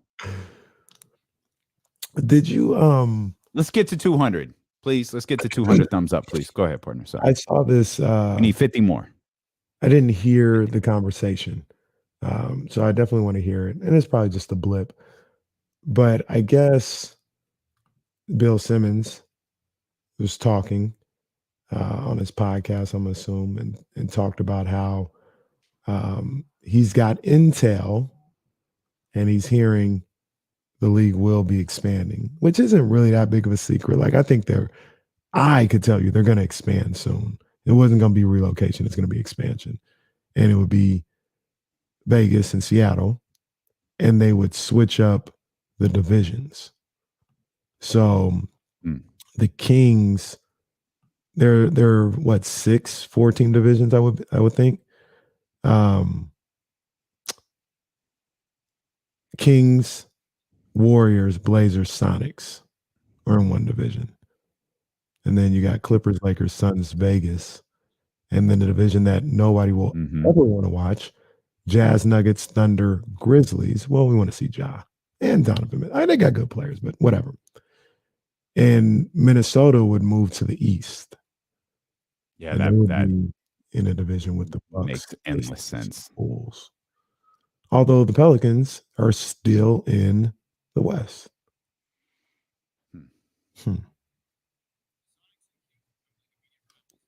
Oh, hell Oh, yeah. yeah. Oh, yeah. Hell yeah. You want to talk about Yeah, I absolutely. got beef. Yeah. I Jesse got just beef asked immediately. if Seattle and Sacramento become immediate rivals, and the answer is absolutely. I did. immediately. That's one I'm probably ordering. There's some good stuff there. Dave's in here. All right, Dave Garcia. We see you. We're working on the spring line. This is part of it. You can't tell. I like this is embroidered in. It's not printed on. Yeah. Oh. What you don't see is the matching shorts with it too. What? We're working on some things for the spring collection. Oh my. Last day of 30% off. Might be the last day ever. Finished up taxes last week. Gonna need y'all to. Yeah. There's gonna be a club of people who are gonna get the permanent discount. Miss P, Warren in there. I think Brian Cruz is in there. I need to take a look. So some of y'all have hit a threshold where it's like, damn, y'all get the VIP treatment moving forward. You get that club membership. Yeah, you get the discount card. But yeah, I'm working on the spring line right now. There's something in the mailbox that I can't wait to see how it came out. I'll see if I can run down. At least I think it's in the mailbox. I'll try to run down and get it when I go grab my juice. Let's see who. Yes, Rob W. Oh. Rob W in the chat. When we talk about D-Lo and KC merch, it's like Fat Joe said, yesterday's price is not today's price. We have been way too. Hey, let's do a 30% sale. Yeah, let's do it. My accountant was like, win, it's just gonna be like, well, Kings won. But first of all, let's Kings won. Y'all get Drake bars. You don't get discounts anymore. Certainly not. But DLoneKC.com, 30% discount. Ends today, probably forever.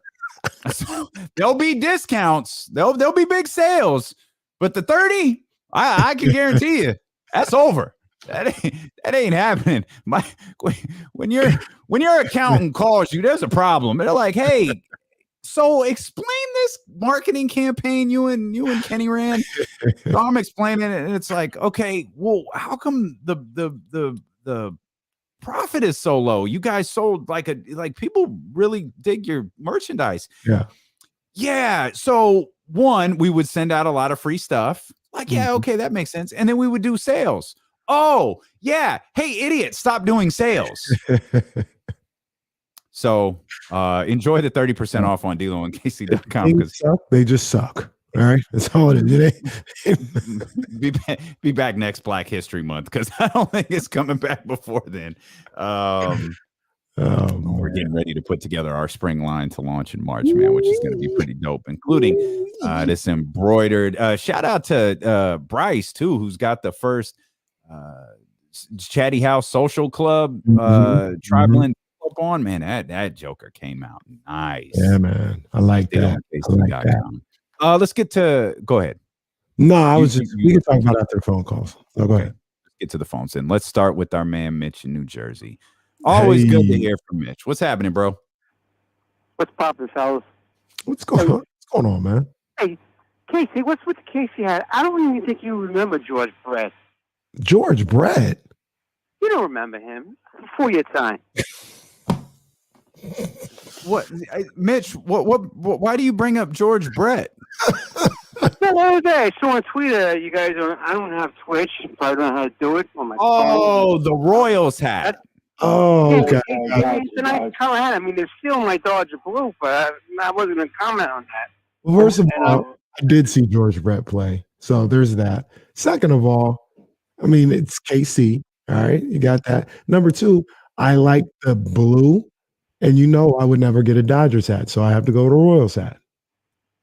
Because the Giants been winning so much, especially on the even years. It's okay. We got 3 championships in the last, 10, 12 years. You got how many in the last 10, 12 years? I know you, and it was only in 60 games. Oh yeah, okay, I heard that. Doesn't even count. Yeah. And before I get to basketball, you say James Harden is like Tony Gwynn. They're both Hall of Famers. And who's complaining about him being heavy, out of shape? That's going to be some team now with the Sixers. I think the Sixers are getting better after that deal. I say Sabonis is better than Fox. I wish that Fox had been traded. I think Tyrese is a more reliable shooter. Better shooter, he's a little taller. And Clips are going to be in the lottery. I'm not telling you don't know. But in the top 3, who would you like to see them draft? And it better be those 2 guys from Gonzaga.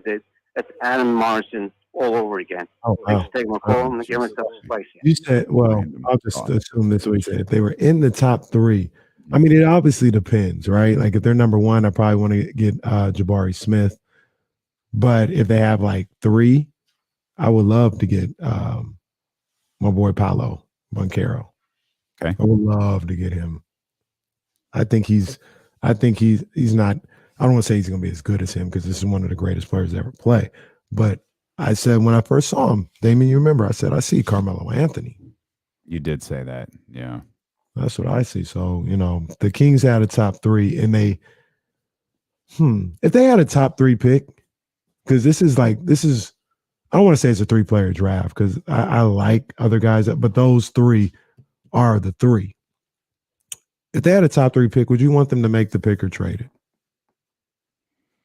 And when I say traded, say you could get, I'm just throwing out somebody I saw yesterday, Julius Randle, RJ Barrett, something like that. Like a guy who's pretty dang good. I don't know that I'd do it for RJ Barrett. I'd consider doing it for Julius Randle, but I'd also do a lot of, I mean, are those top 3 game changers? No. I mean, I ain't in this bag yet. I ain't ready. A lot of Jabari, I like Jabari a lot. A lot of people like Chet. Chet is like 7 feet, 107 pounds. Very skilled. I don't know. Somebody in here also brings up AJ Griffin at Duke. He's a nice ball player as well. And then Banchero. I think Banchero is. I like Banchero. So there's some studs at Duke. Mm-hmm. Okay. Duke like the only team that didn't lose this Saturday. Let's get Ken in here. 916-349-1320. What's happening, Ken? Yes, it's Ken. What's up, Ken? Hey, how are you? Good, man. Hey, I'm one of these guys. I'm not a big fan of Darren Fox. I think Darren is more like he's more like a poor man's Russell Westbrook. He's not a consistent scorer. I mean, when he was at his best, when Russell Westbrook was at his best when he was young. Darren Fox, I've watched him very, very closely over the last 3 years. He does not know how to run an offense. He's not a great ball handler. He's not a great shooter. He doesn't do anything well. He might have a good night and score big and give you a flash of brilliance, but he just does not know how to run an offense. To me, he's out there perpetrating. I don't know why you guys are so big on this guy. For the life of me, I just don't know why. Okay. Yeah, that's he's not a great. That's pretty excessive. To say he doesn't do anything well. I mean, is he a great shooter? No. Is he this point guard that Chris Paul is? No. But he is, number one, he's the best player on this team. And if they got somebody in it, the worst case scenario, he'd be like the second best player on a team, like by the time the Kings are good. As the man, has he played up to what I think his capability is all year long? Absolutely not. I think he's a lot better than what he's played a lot of this season. But come on now. The way Ken described him, you would have thought he was Mateen Cleaves. Wow, that was unnecessary. You started it. I don't recall saying anything about Mateen Cleaves. I will point out that Russell Westbrook has twice led the league in scoring, so I'll Got love just from the team, please. I point even that out. I got love for him. 31.6 points per game if you really want to take digs at Russell Westbrook, or the fact that he averaged 27.2 2 years ago. But hey, don't mind me. Here's what I'll ask people like Ken, though, because I think a lot of people actually feel exactly the same as Ken does. What do you want from De'Aaron Fox? Do you dislike De'Aaron? And Ken very much sounds like he dislikes De'Aaron. Do you dislike De'Aaron because you like Tyrese better? Like, if Tyrese had never entered the picture, would you love De'Aaron Fox more? Like, do you want the distributor that Tyrese Haliburton has shown that he could be? Would you rather have that? Would you want a better defender? And don't get romantic and have revisionist history. Tyrese thinks is a defender too. De'Aaron isn't good. Not by any stretch of the imagination. And that was on display on several times over the last 2 games against Denver. But it can't be that, because you're not keeping the same energy with Tyrese. So what? I'll ask this, just a blanket statement, and you can answer in the chat or you can call. If you don't like De'Aaron Fox, what do you want? Like, what do you want him to be? What does he do that's not good enough? That's what I want to know. Man, the only thing that I could think of for me personally is I want more consistent. I've said it all the time, more consistent, aggressive play. Like, that's, I want ruthless aggression and I want consistent aggression. All right. And I want that on display night in and night out. He doesn't always give us that. Other than that, skill wise, I mean, he is what he is as a ball player. And he has his shortcomings. And obviously he has something to be able to average 21 this year, but last year 25 points a night. Like, you can't look, man. I know people have to score and all this other stuff. You're not no scrub if you're up here putting 25 points a night in the NBA. Yeah. You're not. Like, whatever it is that you're good at, you can do it to a point where other people have a hard time stopping you. So, like, that's it. Once again, I'll continue to say, I thought he could have played so much better than what he did at the beginning of the season. But people, once again, going off the deep end here with De'Aaron Fox, he's not this bad ball player. I still think he's the best player on the team. And even if you think Sabonis is the best player on the team now, that's fine. Fox is your second. And you're going to need Fox to put up 21, 22 a night to get anywhere you think you want to go. Okay. I mean, he's still he's 29, right? He's peaked 28. How old's De'Aaron? Is he any 30? Over, right? Like, that's the point I'm getting at. Like, it's over. Like, because with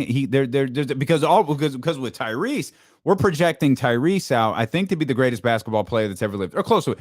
All 75, all 100 for sure. Ty's definitely making the all 100 team based on the way that this team was covered. So he's got growing to do. But De'Aaron's done. There's no growth for him. He's going to stink as a defender forever. And there's no.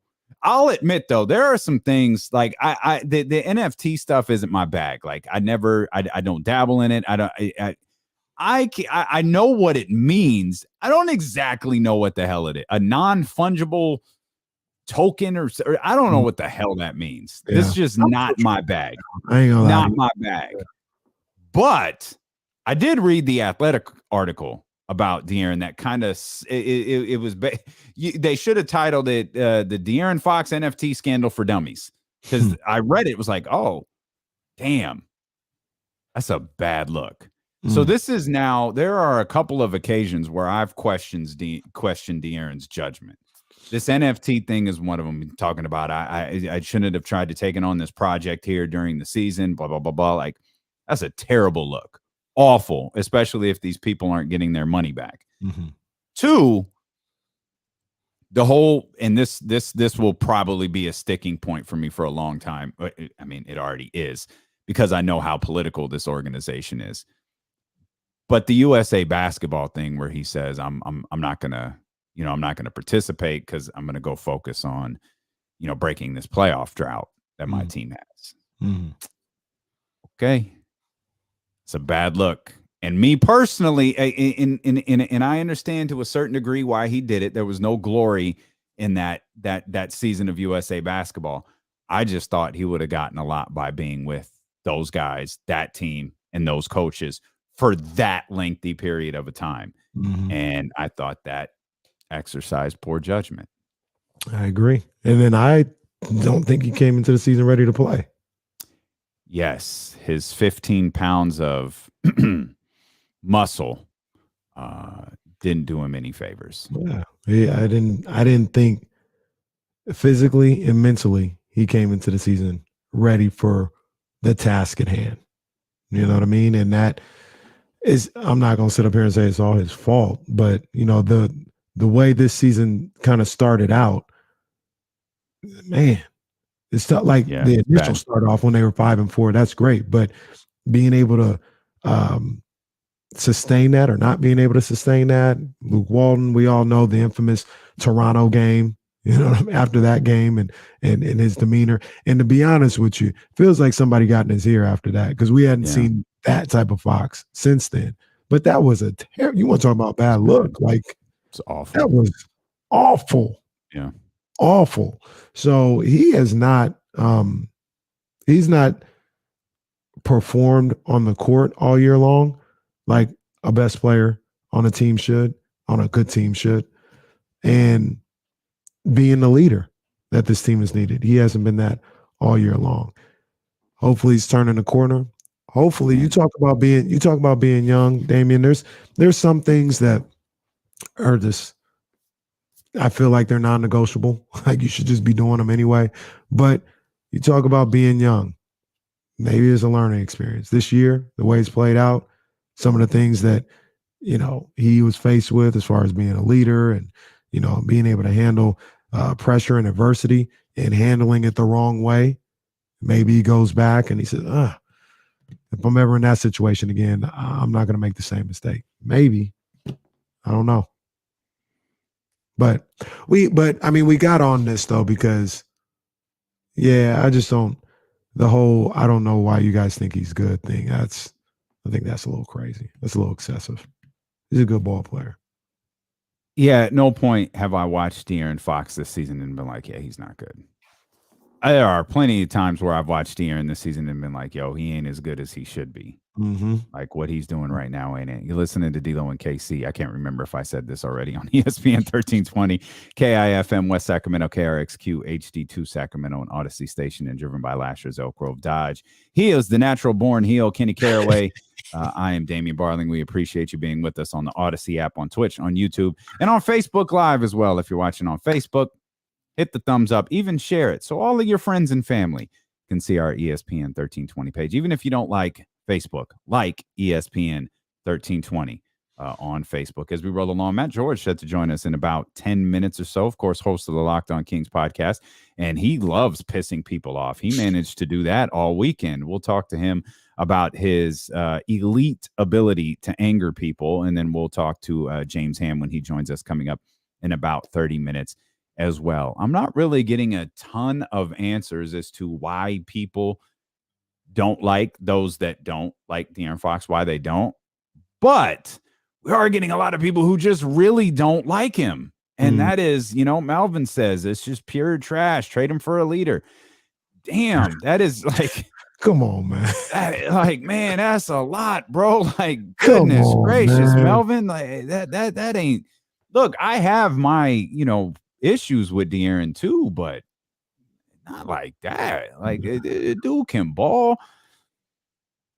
I don't know that, I think we all have a vision of a leader, maybe. And I seriously wonder how much of this is De'Aaron standalone or De'Aaron versus Tyrese. And now that you feel now that you lost one, you're like siding, and this organization has a lengthy history of making mistakes. And so you tend to look at this, and then you hear the JJ Redicks and the what's his name? Jalen and Jacoby. You hear those guys, oh, the Kings must have made another mistake. Even Tyrese said, yeah, the Kings were getting dragged on Twitter. Like, that's okay. One, we're using Twitter as the barometer now. Okay. It's a unique turn of events. But I feel like one has a lot to do with the other. Yeah. People's love for Tyrese and their disdain for De'Aaron. I feel like if you have a disdain for De'Aaron, I feel like it has to do with your love for Tyrese. Mm-hmm. I agree. And, for better or for worse, it feels like we've seen a little bit of a different De'Aaron since the trade, or since he came back from his ankle injury. Well, yeah, I agree. Yeah. I don't particularly love the way he played. Was it the first Nuggets game?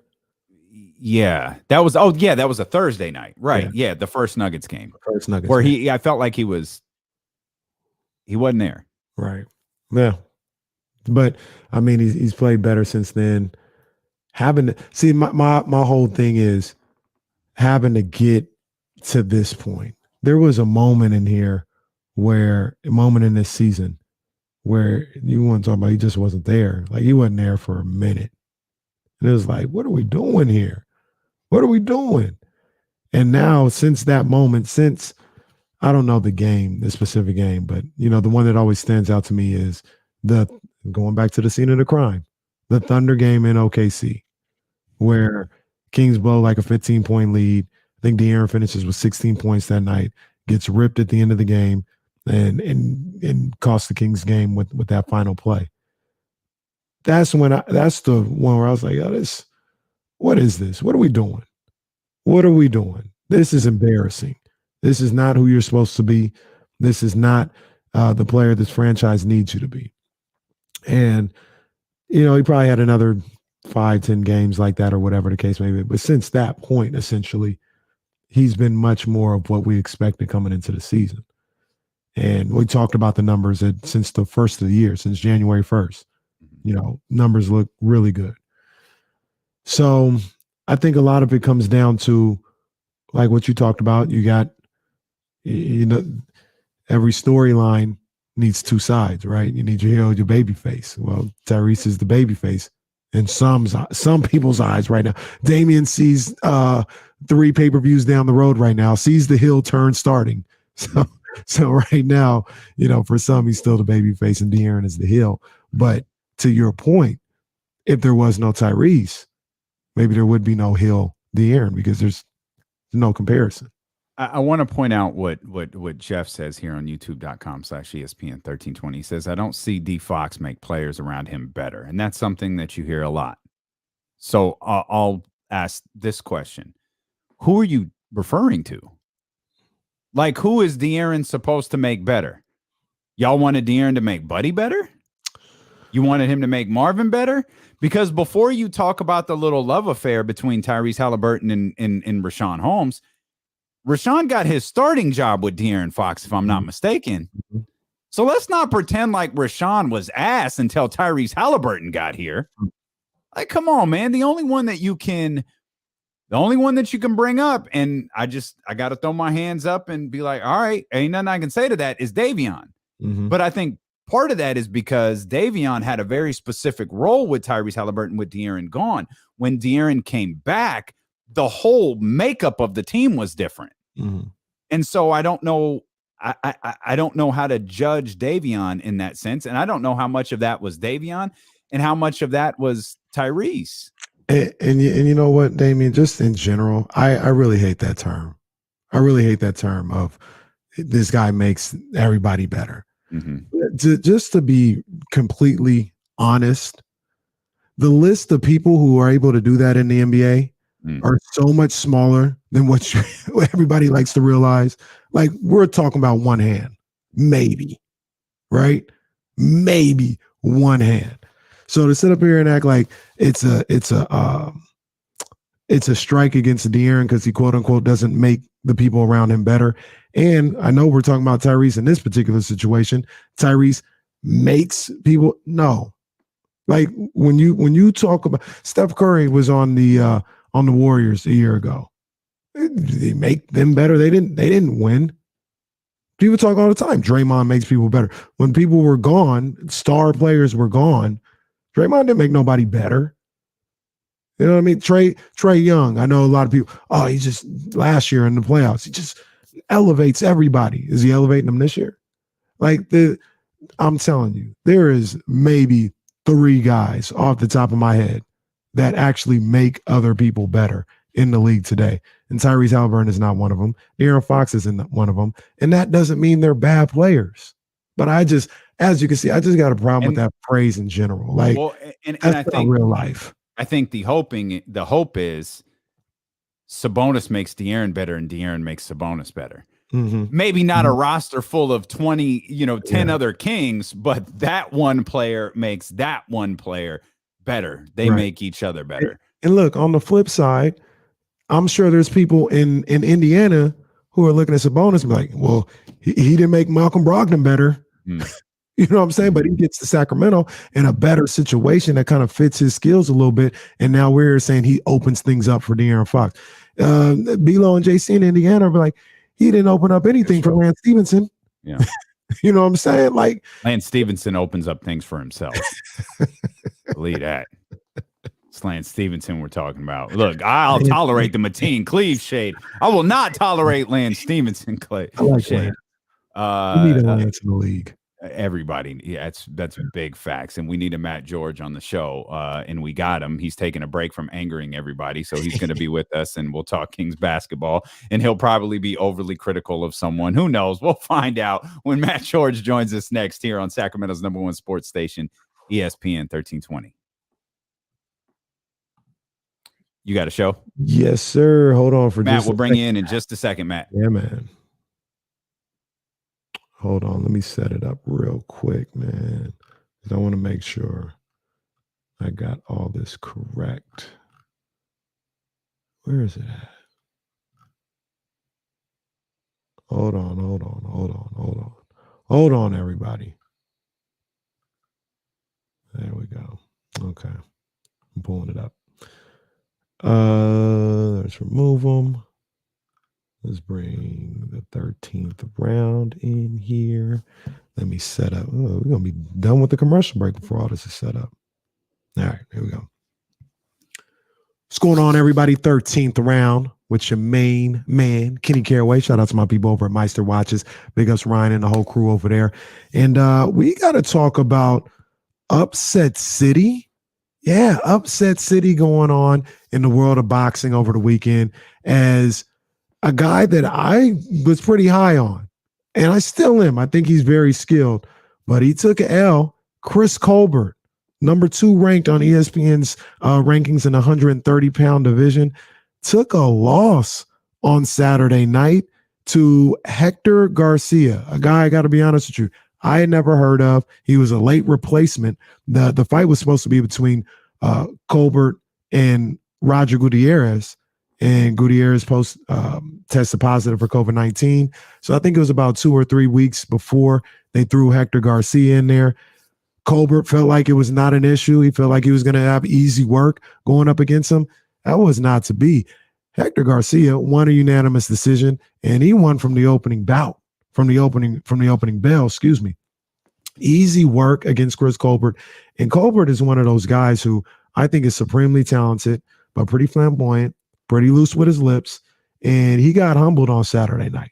He absolutely got humbled because I thought he thought Garcia was going to be easy work. He could stand there, maybe take some punches, and then he'd be able to take him out as the fight went along. And that wasn't the case. Hector Garcia was there to prove a point, to have a moment and take advantage of an opportunity that was presented in front of him. And Chris Colbert wasn't able to match that. So I say I still think he's a talented guy because we got to remember, one loss does not destroy you in boxing, regardless of what people think, the whole Mayweather thing or whatever the case may be. You get a loss, you can still be great in this sport. But Chris Colbert has to go back to the drawing board. He's got to humble himself a little bit, and he sounded like he did after the fight. But he's got to humble himself and be able to get back on that bike and work his way back up the ladder because that was a damning loss on Saturday night to Hector Garcia. And congratulations to Garcia taking advantage of that opportunity. 13th round with Kenny Caraway.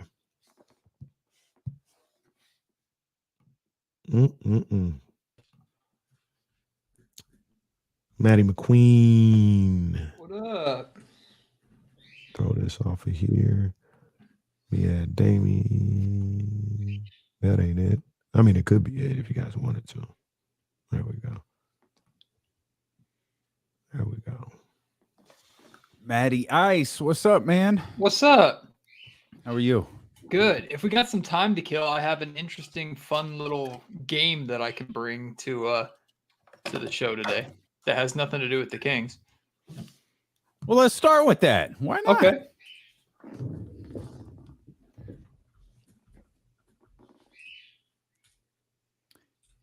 It's Matt and his bird. Wow, Oh, straight up. damn it. David, yeah. Postal, I thought he was he looked stiff in that first round. I thought he was about to get knocked out, but man, he was game. Fought hard. Hold on. Hey, Chris Colbert, he would beat Jamel Herring. Jamel Herring not that good, bro. He's not that good. I know it's a good story and everything. I think Colbert slap up Jamel Herring. I've never watched Jamel Herring and thought he was good. My bird is a fan of D-Lo and KC because, man, I could do podcasts. That's all right. Not a peep. As soon as I'm on D-Lo and KC, it's hype. That's all right. That's all right. That's all right. It's the effect you have.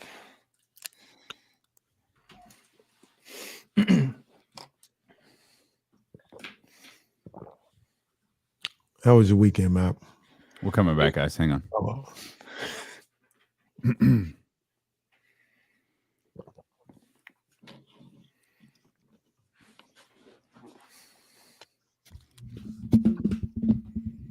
Stilo and KC brought to you by McQueen and the Violet Fog, the smoothest gin in the world, handcrafted in Brazil. As we welcome in Matty McQueen, Matt George, host of the Locked On Kings podcast, which you can find here on the Odyssey app or wherever you get your podcast from. Fresh off a weekend of pissing virtually everybody off, but you said you had a fun game to start the conversation. So what do we got here? Yeah, guys. So in honor of my heel turn, apparently, as a Sacramento Kings media member, now that I'm evil and hate everybody and I'm a Kings hater, I thought it would be fun to have a little guessing game because the NBA, or rather WWE 2K22 roster and ratings just came out, and I'm curious who you guys think there's a top three, and then there's three others tied for number 4 in terms of overall ratings. But I'm curious, with a 95, who you think the number 1 overall rated wrestler is in this WWE game. Roman. It's got to be Roman. Okay, 100%. Who's 94? Is it Brock? Yeah, 100%. Interesting. Number 3 is interesting. Number 3. Now, I kind of spoil it with a hint. Not on an active. This guy's not on the active roster. So I'm confused, Kenny. Do you know who it is? No, I don't know. Oh, you said number 3 is going to be interesting. Yeah, I was thinking active roster. I don't know who would be third. Not on the active roster. Rock. He's been in the news recently in WWE for a big reason, though. Stone Cold? It's not Goldberg. Nope. Think Hall of Fame. He's The Undertaker? Taker, specifically the Ministry of Darkness version of the Undertaker, is 93 overall. The Ministry of Darkness, that was like a satanic Undertaker. And that was a dark, crucifying people Undertaker. If anything, the first Undertaker should be the highest rated. The base Undertaker is like 90 overall. And then at a 3-way tie at 92 overall, only one of these 3 is on the active roster currently. Is Seth the active one? Nope. It's not Bobby. They'd never put Bobby. They would never give Bobby Biggie or Bobby's actually a 91. Bobby and Triple H are the same 91. Oh, for goodness sakes! So is Seth Rollins. Seth Rollins is also a 91. Who are the number 3s? Number 3, the active roster is Becky Lynch. Oh, okay. And then John Cena and Stone Cold, both at 92. Wow. I can see that. Stuff. Not sure how. Not sure how. Okay. Triple H right now is on the same level as Well- Bobby Lashley. You heard it here first, according to WWE 2K22. I actually am very aware of why Becky is ahead of Bianca right now. But okay. What's Bianca? Yeah. Did you say who is Bianca? No, what is Bianca at? She's at Oh. 87. Same level as Beth, or same rating as Beth Phoenix. One under Bailey. One under Bailey. Wow. Come for the Kings talk, stay for the wrestling ratings. I will. I just want to say this. I just want to clarify this. I'm not going to say nothing about the Undertaker no more. I'm just going to say I understand. You know, he was great. It's almost like Bret Hart. Hey, it's just not my bag. Like I never have the level of reverence for the Undertaker that everybody else does. I think it's the longevity that I think that's what like people appreciate is like he debuted at the Survivor Series in 1990 and he retired 2 years ago. I mean his act had been sketchy for a while, but I think it's more the longevity. I think that it's the greatest character. I think it's overall like the greatest story. Like even how they formed the character, The Undertaker, about how like the Undertaker's like character. I know people like his original name was Kane. It wasn't The Undertaker. They wanted to call him Kane. And then when they did the sketch drawings, they were like, Vince McMahon was like, he looks like one of those old Undertakers. So in his first television appearance, they called him Kane the Undertaker. And then by the time they got to the Survivor Series, it was the Undertaker. And then Kane comes back, 7 years later in the story, which I think is awesome. Overall, I think it's great. It's great. It's great stories. I do it's too. Awesome. I think, but once you became the American Badass, not in the game. All right. American Badass Taker is not in the game. Oh, well, that's unfortunate. Kane is he's 82, and Lana is the lowest rated at 71. Well, Kane's got a whole host of problems right now that are far outside the realm, far outside his 2K rating. This guy Taker just came out as just a regular person after all these years. Just all these years, he was, this phenom. And then he just, I ride motorcycles, American Bad. You're a regular person now. And then he went back to being the phenom. Right afterwards. Maybe the most surprising, Mr. McMahon is a 76. That's how old Mr. McMahon is, and apparently he's wrestling. Apparently he's wrestling at WrestleMania. Oh my God. So apparently he's wrestling Pat McAfee, but that's a story for later on. Why did you feel the need to piss everyone off this weekend? I don't know. I didn't think what I said was that bad. Like everybody was. Yeah, I missed it. I didn't know you had everybody so upset. What'd you say? So mainly it was what I said after the most recent Denver loss, but after the loss to the Nuggets, the first of the two in Sacramento, I, like so many other people, were critical of De'Aaron Fox basically disappearing in that game. Sabonis shined and Fox had a rough night, but I didn't bury him for it. I just said Fox needs to be better. Then what I guess pissed people off about this recent game is I said 3/4 of my tweet was, hey, I'll take a 26 10 assist double-double from De'Aaron Fox every night of the week. Praise, praise, praise. And then at the very end, I put, if I'm being nitpicky, I think he faded a little bit too much in the fourth quarter. Like the Kings could have used him a little much, and apparently that pissed off my girl Christina, and the rest of Kings Twitter came at me for now being a De'Aaron Fox hater and just choosing to focus on hating on De'Aaron Fox instead of the fact that the Kings played a good game. So why do you hate De'Aaron Fox? I'm a Tyrese Haliburton guy through and through. I actually bought a Pacers jersey, so there it is. Twitter's an interesting place. I didn't think it was that bad. I was like, what I'm saying is, I know some people are okay with the Kings losing right now because they're more interested in draft lottery odds and stuff like that. I get that. I know the players aren't thinking that way, and right now I'm looking at a team in a play-in race. That was a winnable game in Denver, and when the Kings needed him, instead it was the Harrison Barnes and Domantas Sabonis show and not the De'Aaron Fox and Domantas Sabonis show. So that's all I'm saying. You are getting buried in the replies. The old replies. You're just getting absolutely buried in some of these. I didn't think it was that bad either, but I saw Christina's response and was like, hey, let's take a look at this. And Matt was dead to Kings fans. I will admit I got myself off to a bad start during the first of the Denver games too, because I tweeted like, and I'm wrong, but I tweeted saying like, I don't think Domantas Sabonis is the guy to take over a game. And then 20 minutes later, he had like 26 points in the first freaking quarter or whatever the hell it was. I was like, okay, I'm an idiot. I'm wrong. So that got me off to a bad start. So then I turned my attention on De'Aaron Fox just to double down. And apparently everybody hated me for it. So. You know what was really smart of you, though, in the midst of all of this, in the midst of the hate and the stupidity, you tweeted a picture of the baby. Yeah, and that is the quickest way to say, no, stop yelling at me. Look at my cute kid. Yeah. That's crafty, Matt. That's crafty work right there, pal. Next level. Right there. It didn't work for longer than about 20 minutes. Well, it worked. It's just you tweeted against something the next day, and then yikes! You're running. No one's going to fall for the cute kid trick again. So everything De'Aaron Fox does tonight versus Oklahoma City is going to get over the top praise to the point where it's going to be annoying. So prepare for it. Well, you know what? Twitter, if you haven't already learned this, is a strange place, right? Because I think this was Friday or Saturday, I don't even know, but Tyrese Haliburton,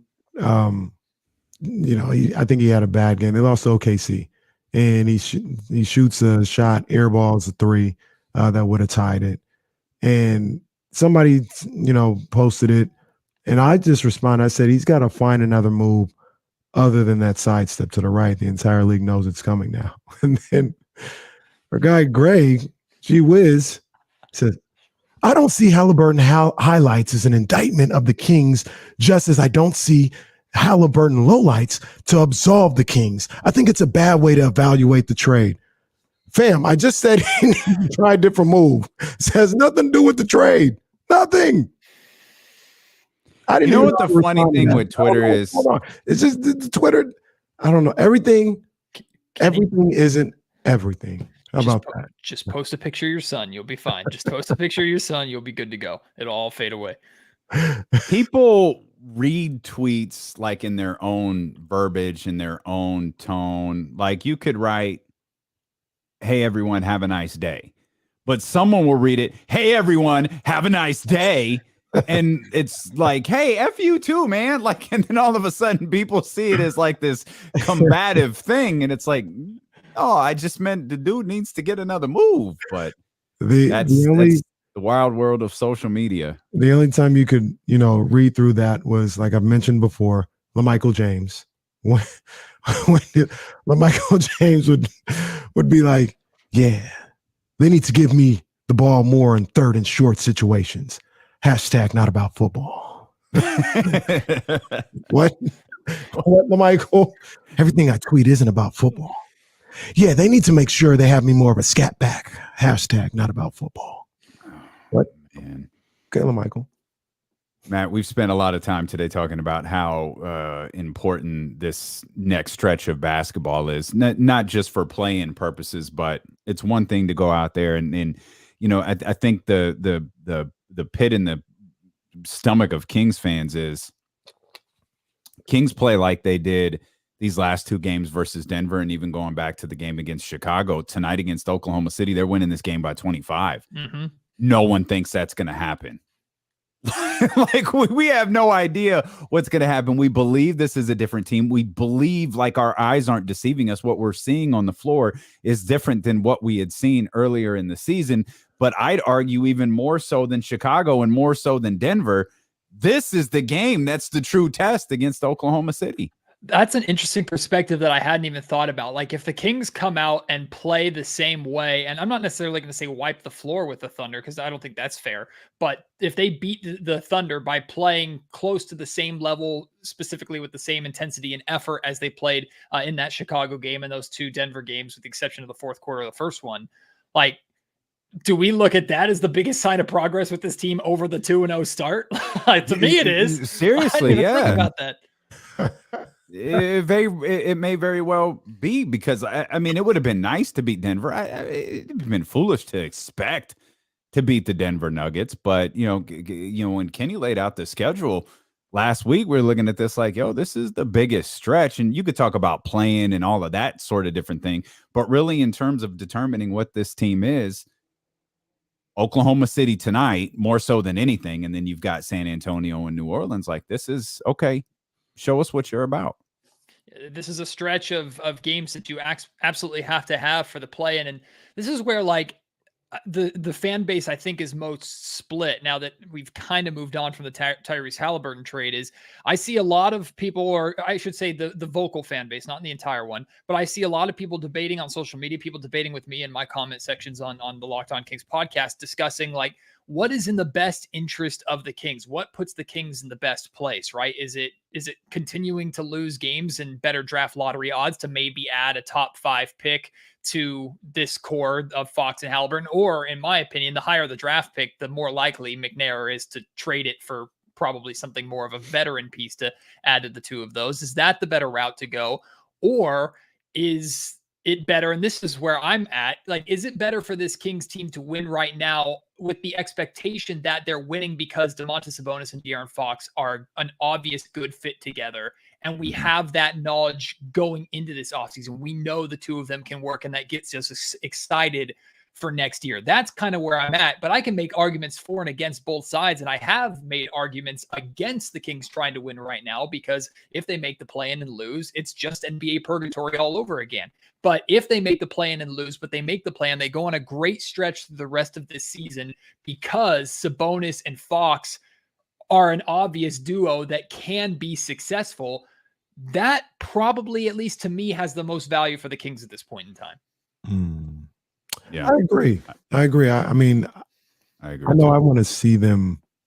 I want to see them be successful with this group, even if that, and whatever results of it, right? Like, if they make the play-in, cool. If they miss it by a game or two, not cool. But at least we see that we know where we could go with this particular group, or where we hope to go, and you can make your plans in the offseason accordingly.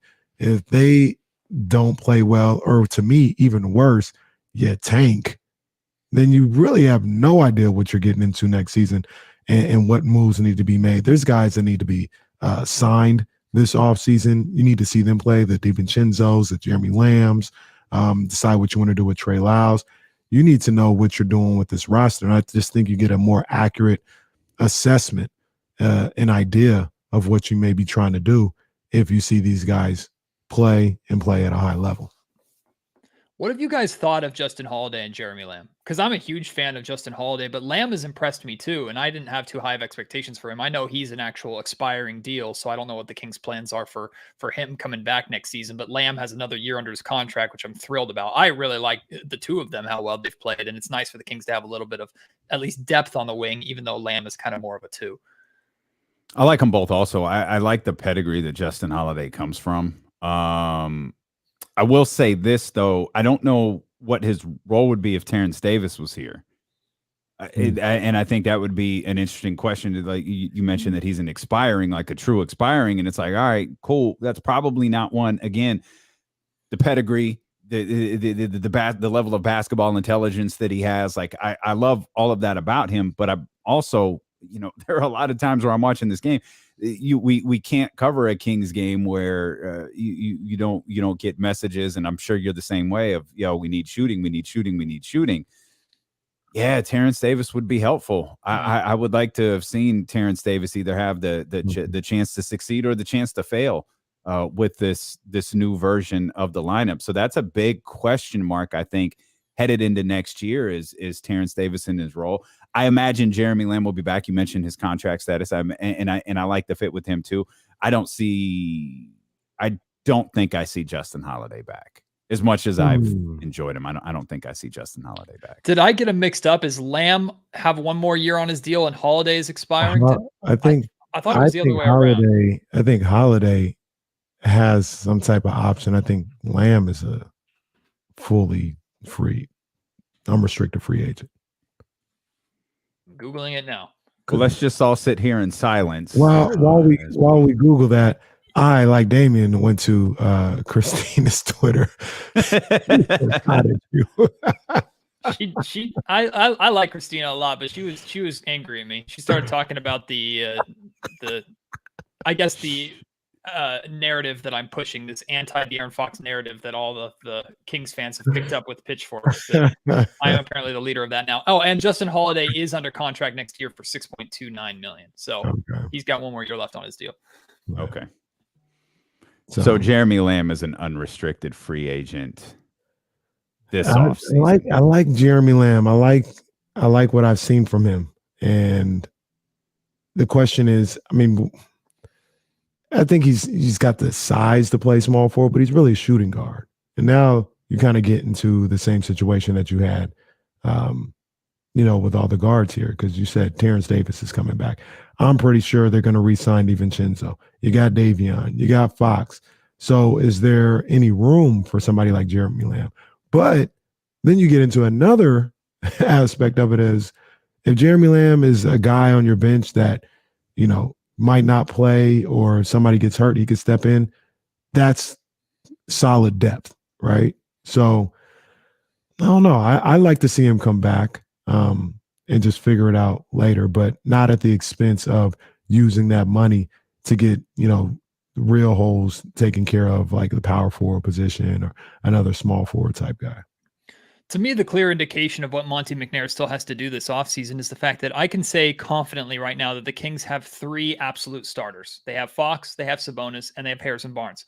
Other than that, it's all fringe talent that I could make an argument for or against.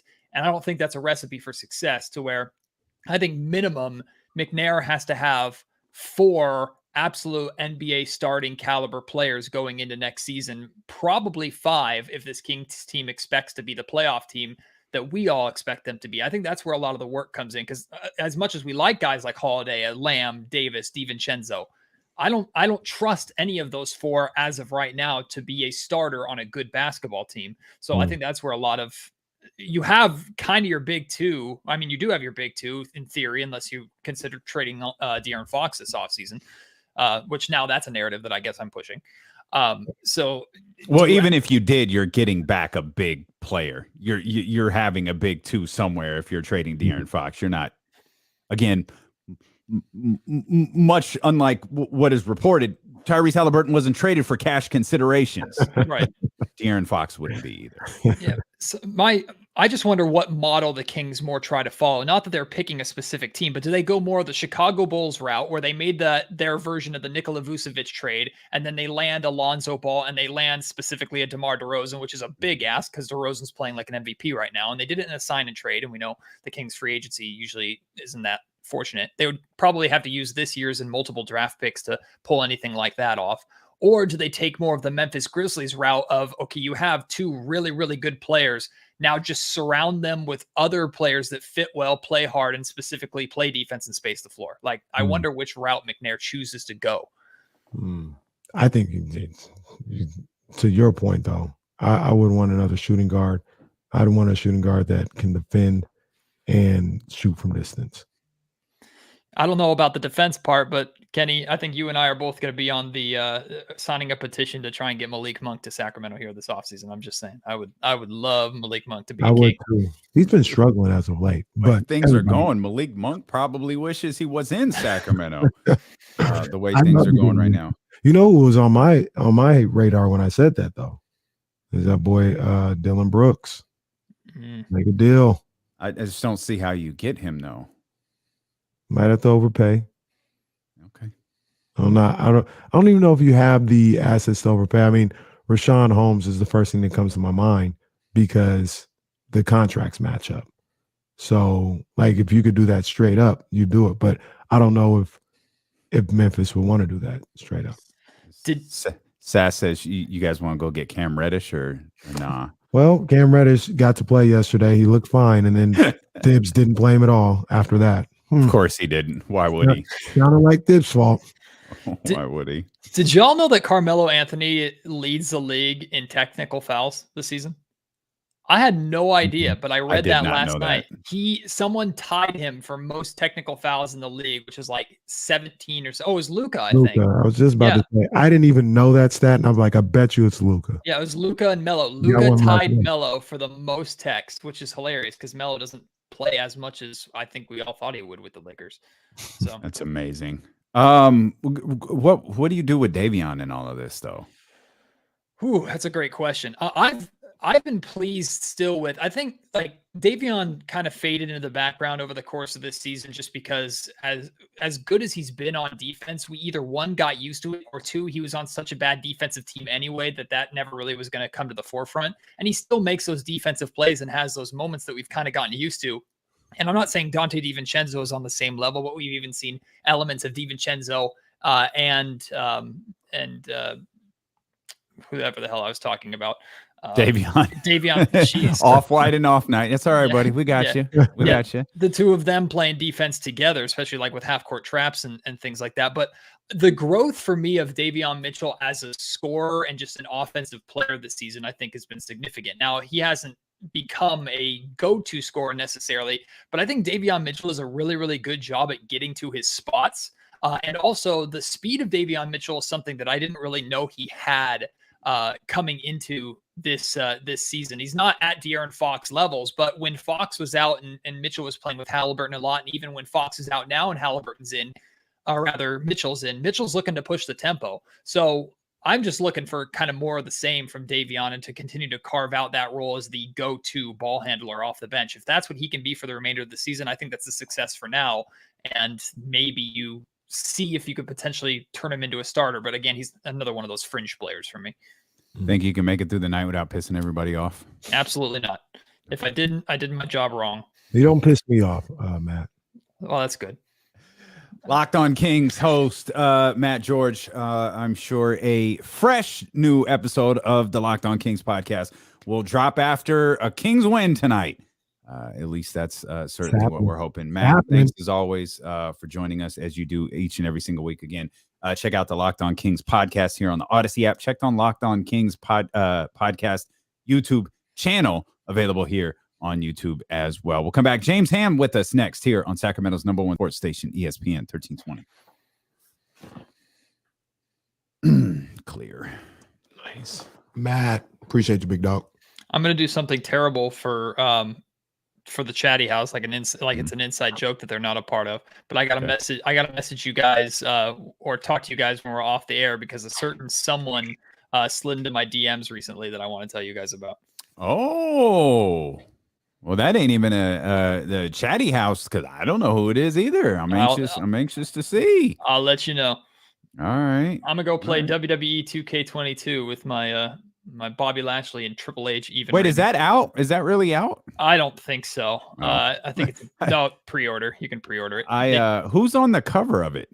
It is. Who is on the cover of it? Why do I not know this? This isn't? Oh, it's Rey Mysterio. Oh, no wonder I don't care. Yeah, Rey Mysterio is actually like a 90 rating. So, wait a second. They got an NWO version? The hell is X-Pac doing on here? Oh, yep. Get out of here. We got some interesting They ones. put X-Pac on here. Oh, come on. I missed a rating. Oh, shame on me. I missed this. So tied with Taker, Ministry of Darkness Taker for 93 overall is, of course, The Rock. How did I miss that? That's now what Rock though? Because there's Hollywood Rock, there's Rocky Maivia. It just says The Rock. All right. He doesn't get different versions. Yeah, he doesn't get different versions. What's up? Look at that, man. That gear is just hot. Man. Why is Sean Cunningham's speed so low? It's not speed, Oh, Matt. What is it? I can't see it. That's sick though. That's great. His win percentage, playoffs, Ooh. how many concerts he's gone to, he's full. Oh yeah. And how many dams he gives is empty. Yes, that's fair. Yeah. That's awesome. All right, boys. That is fantastic. Yeah, shoot that group message. I need to see who that was. I absolutely will. All right, buddy. See ya. See you later. What's up, man? What's happening? How are you? How was the little getaway? It was nice, man. And I know I tweeted out a picture, but like we hadn't been there to pick up our wines, and they don't they don't ship. So we only do like 3 bottles a quarter, but we came home with like 49 bottles of wine. Wow. Because we haven't been there. It's like pandemic. Down at the Ham House. Yeah. Amsterdam. So, yeah, we got a lot of stuff. A lot of reds, quite a few whites, and then a lot of rosés because out on the boat during the summer, my wife likes to be out, like to have a nice glass of rosé out on the lake.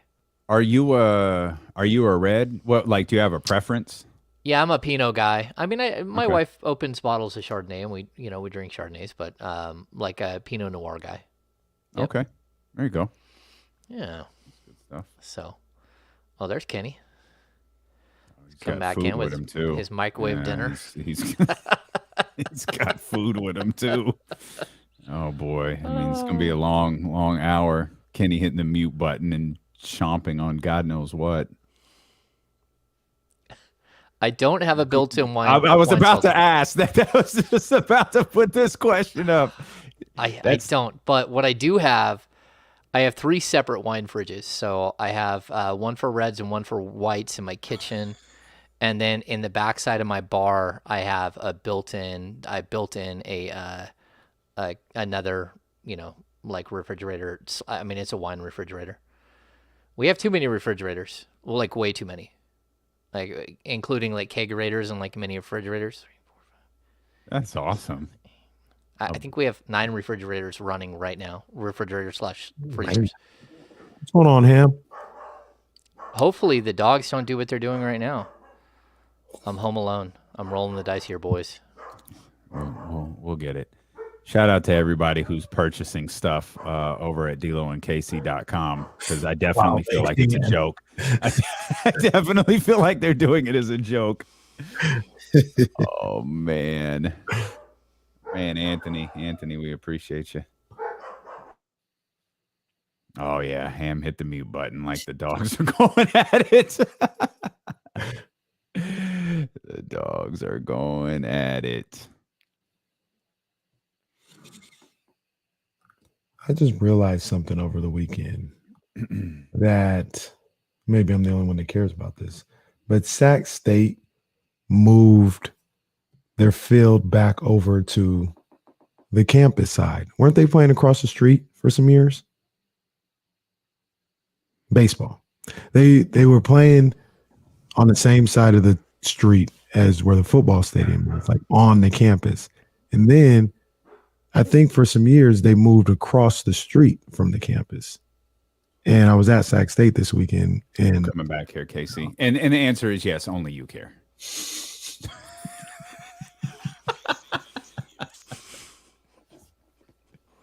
We're back here with 1320 Kings Insider. James Ham is y'all, you know how it goes. ESPN 1320, home of the Sac State Hornets. It definitely is. It definitely is. And if you ever need some sort of intricacy covered regarding the Sac State Hornets, Kenny will undoubtedly bringing up during a commercial break. It's a Sac State baseball game now. For reasons known to no one other than Kenny, he will bring it up. You can watch the show on Twitch, YouTube, or Facebook. You can listen to the show here on the Odyssey platform. Happy to have James Ham back with us. This is telling us about all the wine he had to pick up over the weekend after being away from his winery for, gosh, I guess 2.5 years here at this point. The never-ending pandemic, which it played out well on wine pickup day. It truly did. So yeah, I'm stocked up for a while. Lots of reds, some whites, lots of rosés. Yeah, we're doing well here on wine. We're always doing well here on liquor. I don't know why. Well, we can relate. Yeah, we can relate. So I go to the Sacramento Kings. That's why. So well, there you go. And I guess that's where we'll start. Overall, I mean, the last 2-minute report yesterday, Ham, was really, really frustrating. But just taking in into account just the way that the Kings played. Like that was a hell of a fight that they put up on Saturday against Denver. Yeah, they're actually playing really solid basketball. You know, if you take away the like even the Brooklyn game where shots just wouldn't fall at all, they're actually playing solid basketball. They're still learning each other, and they still don't have enough shooting. I mean, I'm gonna keep harping on that until it changes. They just guys have to hit shots. That's at the end of the day. We can't keep saying that, you know, that they aren't a good 3-point shooter. You have to hit shots. That's like point blank. So DiVincenzo and Justin Holiday. Justin Holiday's been so hit and miss. Like one game he goes 6 for 10, the next he's like 1 for 5. That shooting guard position is what it is. They really need to tighten it up. They need to figure it out for sure. Here in Sacramento, I don't know what it is. That shooting guard position. It'll do it. The dogs, for those, it's all right, Ham. Don't worry about it. It happens. The dogs at Ham's house really miss Buddy. And so anytime he brings up the shooting guard position, they just start barking at him. So if you're wondering what that noise is, it's Ham's multiple dogs just missing Buddy Hield. And like, I get it, man. I understand. How much do you think, like, you know, we were actually just having a similar conversation with Matt as it pertains to like Justin Holiday, Jeremy Lamb, like Terrence Davis should have a pretty big impact on this team next year. Yeah, I think Terrence Davis can have a monster impact. I think he can really be a solid rotational player for this team that takes a lot of the pressure off of what's happening right now. And hopefully that happens. Hopefully he's back in the fold quickly and he gets a full summer under his belt. But, you know, it's a right wrist injury. It's a shooting wrist. Coming into camp, everyone said, like, all through camp, it was him and Buddy. They were the team's best shooters without any question. But I mean, I think the good thing is you see your deficiency here. Just go out and chase it in free agency, and that's what you got to do.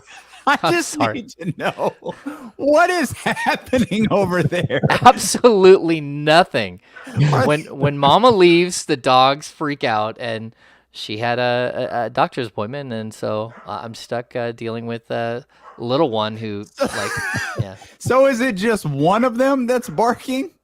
Oh yeah, it's the little one right now. It's the corgi. It's the baby who thinks that it's okay. Yeah, okay. Yeah. She tries to get everyone else involved. Yeah. Come on, guys, bark like me. Oh, it's so funny. That's funny. It happens, man. It's the beauties of working from home. It's no big deal. It's all good. Now, one of the things that I just want to ask, because we talked about it earlier and want to see your opinion on it, Ham, is Davion Mitchell. Not saying that there's anything wrong with him. I haven't given up on him or anything like that. But I need to see more from Davion. And in your opinion, is it just a regular rookie season, up and down, inconsistent play? Or does this have more to do with him once again being in a situation where he's not sure what his role is or what the minutes are going to be, what's going on when he gets on the floor? Because either way, I just haven't seen enough production from him as of late. Yeah, I mean, he missed the 2 games, well, the 1 game and then the All-Star weekend with the sore hand. And so, I mean, I think we've got to give him a little bit of a break because it's a possibility that he's got some sort of hand issue that he's fighting through. But for me, he's really only had 1 really bad shooting game. And look, we're at game, 60, so 62, right? That's twice the amount of games he played in his final year at college. And so you have these moments where rookies, like, they have the ebb and flow. They slow down. They get hot. I expect him to have a really strong finish. He's a hard worker. I think one of the biggest things with Davion that they've got to work through is that he works too hard. And I know that sounds totally crazy, but I think that he's a player that can't stay out of the gym, and he ends up wearing himself out. And so I think what we're seeing here is just a little residual of that. It's that, he's out there, like, even when he had COVID, we heard that he was literally, like, they couldn't stop him from working out. Not in the facility because he wasn't allowed, but, like, at home. Like, he just can't stop. And I get that. And But at the end of the day, you have to be able to balance this, and it's something that, like, a long conversation with Harrison Barnes might be needed about how to maintain your body, about how to, like, get through a full 82 game schedule. Because I mean, even a lot of these players, you got to remember, like, no one's played 82 games. Well, no non-playoff team has played 82 games in a couple of years. So, last 2 seasons were 72 games.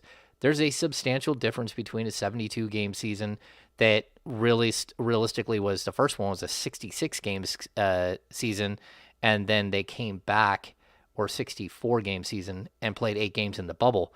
That's totally different than what we're seeing right now. So I think players need to pace themselves. There's a lot of changes that are happening. He's kind of lost in some of those changes. Is he the primary ball handler off the bench, or is DiVincenzo?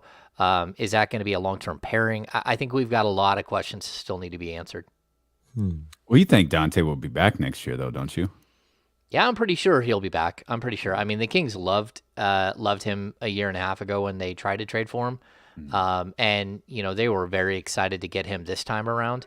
And I think he's a player that, if you look at how he's playing right now, it's probably advantageous for the Kings, because he's not a 4-year, $48 million player right now. He might be lucky if he's a 3-year, $24 million player. And so we're going to have to see where he kind of settles down at by the end of the season.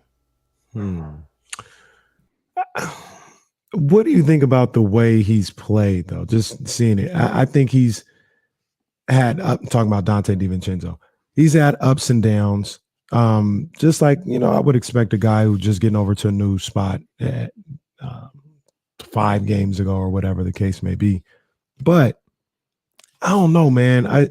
Some of the shot selection, I was hoping to be, a little better than what it's been. He plays hard, but sometimes it's not always in the flow of the offense. In 5-6 games, what have you seen from Dante DiVincenzo? What's your thoughts of how he meshes out there? Yeah, he's not in sync at all, and he's not in. He's not in sync with his teammates, but that's to be expected. He's not in rhythm at all, and so I don't know. Like, a lot of those 3-point shots, I'm seeing the same thing you are. They're just bad shots. Like, he can't go around taking bad shots like that. He needs to be a catch and shoot guy. He doesn't need to do a bunch of stuff off the dribble. I like him attacking the rim. I like him as a cutter. I think he plays hard. I think he is aggressive, but a lot of windshield wiper defense where he flies by and then he flies by the other way, and like a head and shoulder fake is all it takes to lose him at this point. I think maybe he's trying too hard. Maybe he's trying to fit in too hard. And so I haven't been super impressed, and I hope that changes, because as a player, I like him. I like the idea of him. I like what he brings to the table. But, we saw a little bit of this in spurts out of Terrence Davis early in the season. It's that, ultra try hard that's just not working, Right. So he's got to figure it out. He's got to calm down and start playing to his strengths. And I know, he has a lot on the line. And when players have a lot on the line, it's not always it's not always good. They start to grip, they start to overthink things, they start to press, and they try to make an impact every single time they're on the court. And that's kind of what I've seen from him so far. It's just a little too much. Do less. We've gone through this. Do more. Do less. And hit your shots, because that's the biggest thing for me right now. Somebody's got to be an actual shooting guard and actually shoot it and actually hit. Yeah. The one, real quick, Damian, the one thing that I did like from DiVincenzo is, and I feel like we haven't seen this in years, is when him and Boogie got into it. Boogie tried something, he didn't like it. He's like, no, we ain't doing that. I'm going to let you know we're not doing that today. And it feels like that's a level of toughness that I like that he's bringing to the table, that you just, when was the last time you saw a Kings player? Maybe Mo Harkless to Porzingis last year. But Mo Harkless to Buddy Hield. Nailed it. Yeah, I mean, so I like that about him. The Kings need that spirit. They need that fighting spirit, and that's what I think DiVincenzo brings. He brings a really high level of energy and passion to the game. But when you're not playing with two-time MVP, an All-Star, and a guy who should be like a multi-time All-Star and True Holiday, you kind of look like a different player. And even last year, they had Brooke Lopez in the middle. I mean, you're basically looking at 4 All-Stars and Dante DiVincenzo as the Bucks starting lineup forever. It's a lot easier to like be rough around the edges and do things that are a little erratic when you got these guys that are literally, they have your back in such an elite way. And so I just think that he needs to find his place. And I know, like, listening to plenty of things around the arena, I mean, he wanted to find somewhere where he had a bigger role going forward. And I honestly think at some point he's got to earn that bigger role, because as of right now, it's a little rough. And so again, I don't want to be too hard on a guy, but like start with the basics. Start with the basics, like hitting set shots, and then grow from there. Speaking of defining roles, one guy that we were really looking forward to kind of seeing what his role would be following the All-Star break is Richaun Holmes. Spoiler alert: we haven't gotten the opportunity to find that out. And James, I'm just guessing. No more insight on this. I'm guessing we'll find out Richaun Holmes' availability probably right after you leave us, when Alvin Gentry speaks around 3:30. Yeah, I think that's where we're going to see it. And the real bummer here is, I know that Alvin Gentry talked about, he singled out Richaun Holmes as one player who looked tremendous in the 2 games coming out of the break. I mean, not in the 2 games, in the 2 practices coming out of the break. He was super excited to see him fit in and try to find his place on this team.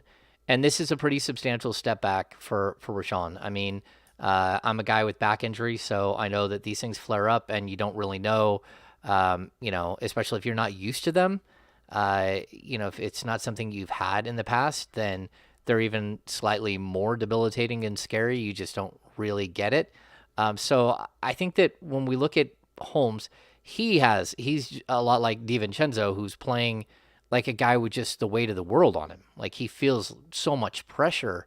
And I'd even say that more than like him having an injury, him having like a moment where he took a bad step or something, there's a good chance it's stress. Stress plays a lot of role in your low back and in your back in general. And so I would think that there's a good chance that he has some, he's under a lot of pressure. He feels it. He feels like he's a guy who had earned his spot, and all of a sudden he's out of the loop. And, it's a lot for a player like him to like have this setback like what he's having with regards to the team. And like, he's going to be, there's a good chance he's going to be moving on this summer.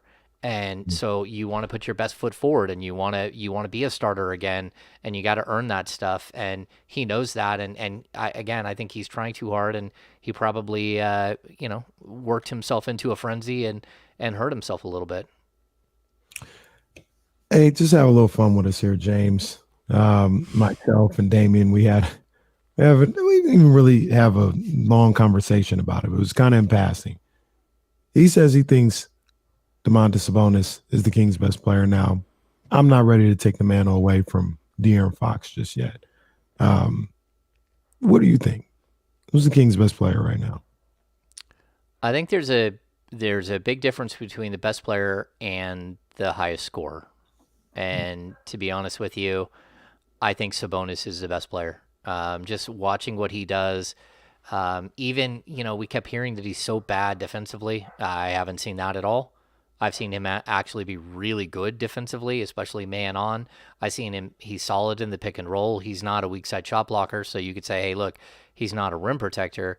But the way that he passes, the way he sets people up, the way he screens, the way he's taken on Jokic in back-to-back games and realistically been the better player for most of the time, I couldn't be more impressed with a player. And the other thing is, he's such a hard worker, and that's not to take anything away from De'Aaron, but there's like a focus to Sabonis that you don't often see, and it's what you see in great players. He wants to be great, and he's on the precipice of being great. I think he's really, really good, but I think we're going to see a different player as soon as you get the right players around him.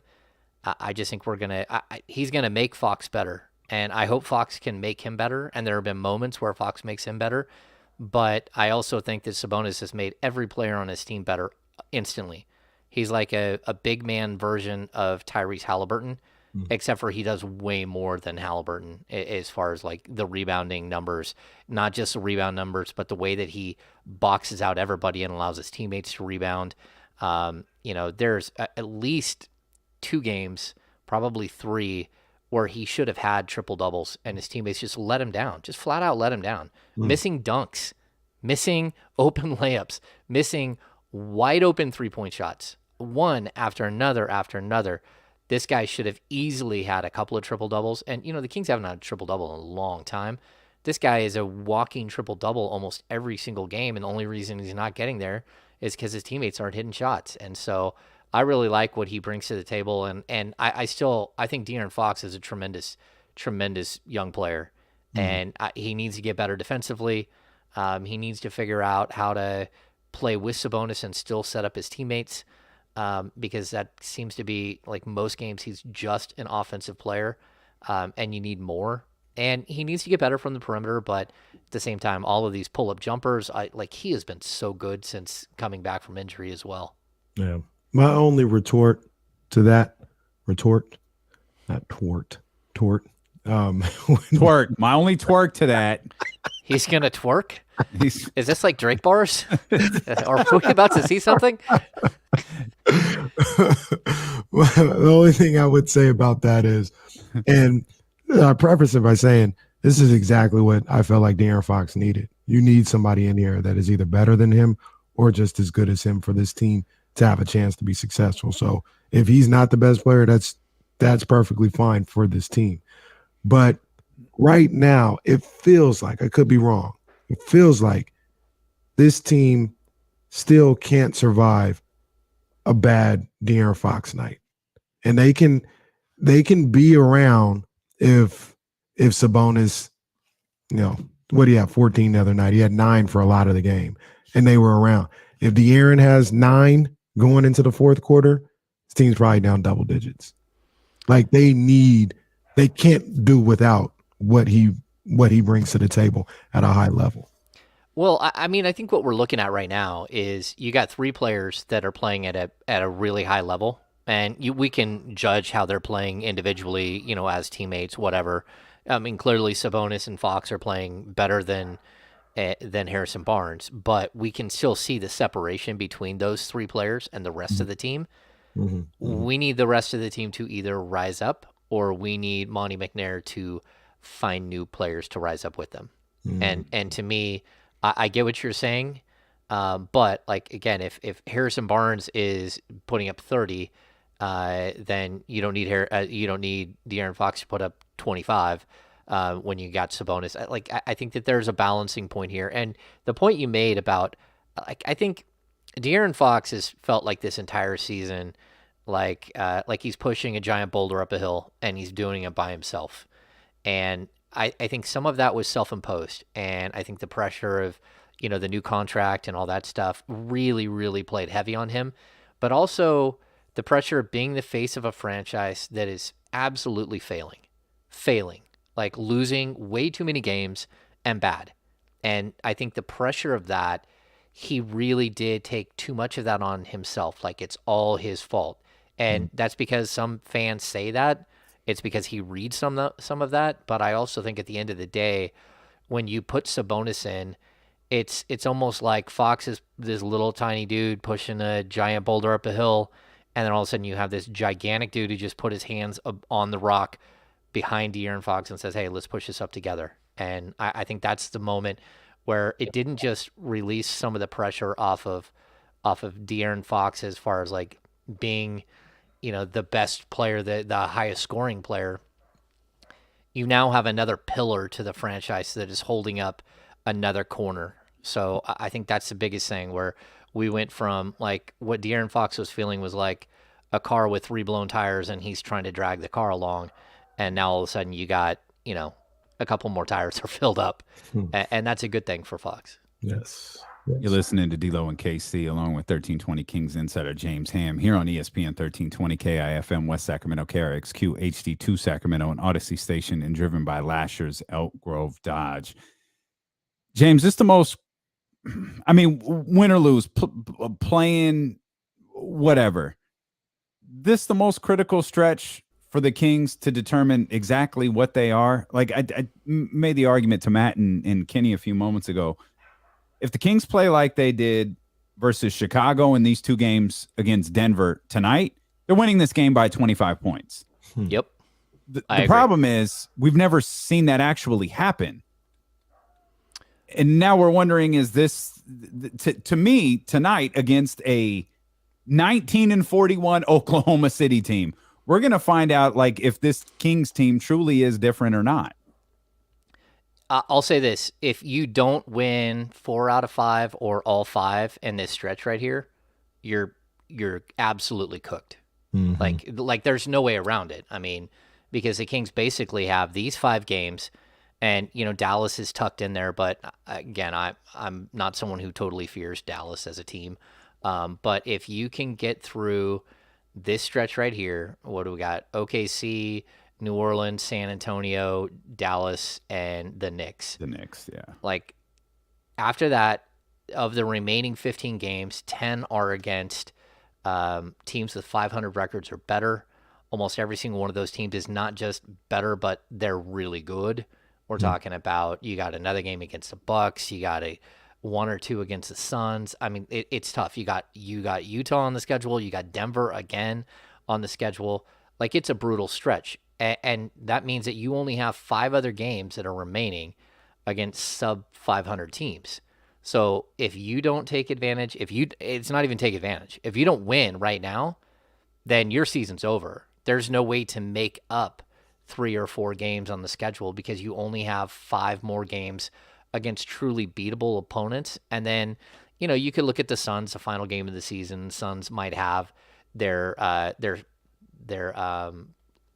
place in the standings already secured, so they might sit a bunch of guys. But even that, I mean, who knows with the Kings? You never know when players sit whether they're going to win or lose. But the other problem the Kings have is that they started the season 6-6 on the road, and they have 7 wins on the road on the season. So they are 1-16 on the road since starting 6-6. Come on, man. They've won 1 road game since December 1st. Come on, man. December 1st. Is that Washington? Who Yes. was that? Yeah. Washington. The only road game that they won. That is nasty. Yeah. Wow. So, I mean, at the end of the day, if you can't, this is put up or shut up. I mean, this team talked a lot early on. They understand where they're at. They look at the standings like the rest of us, but you have to actually win a game.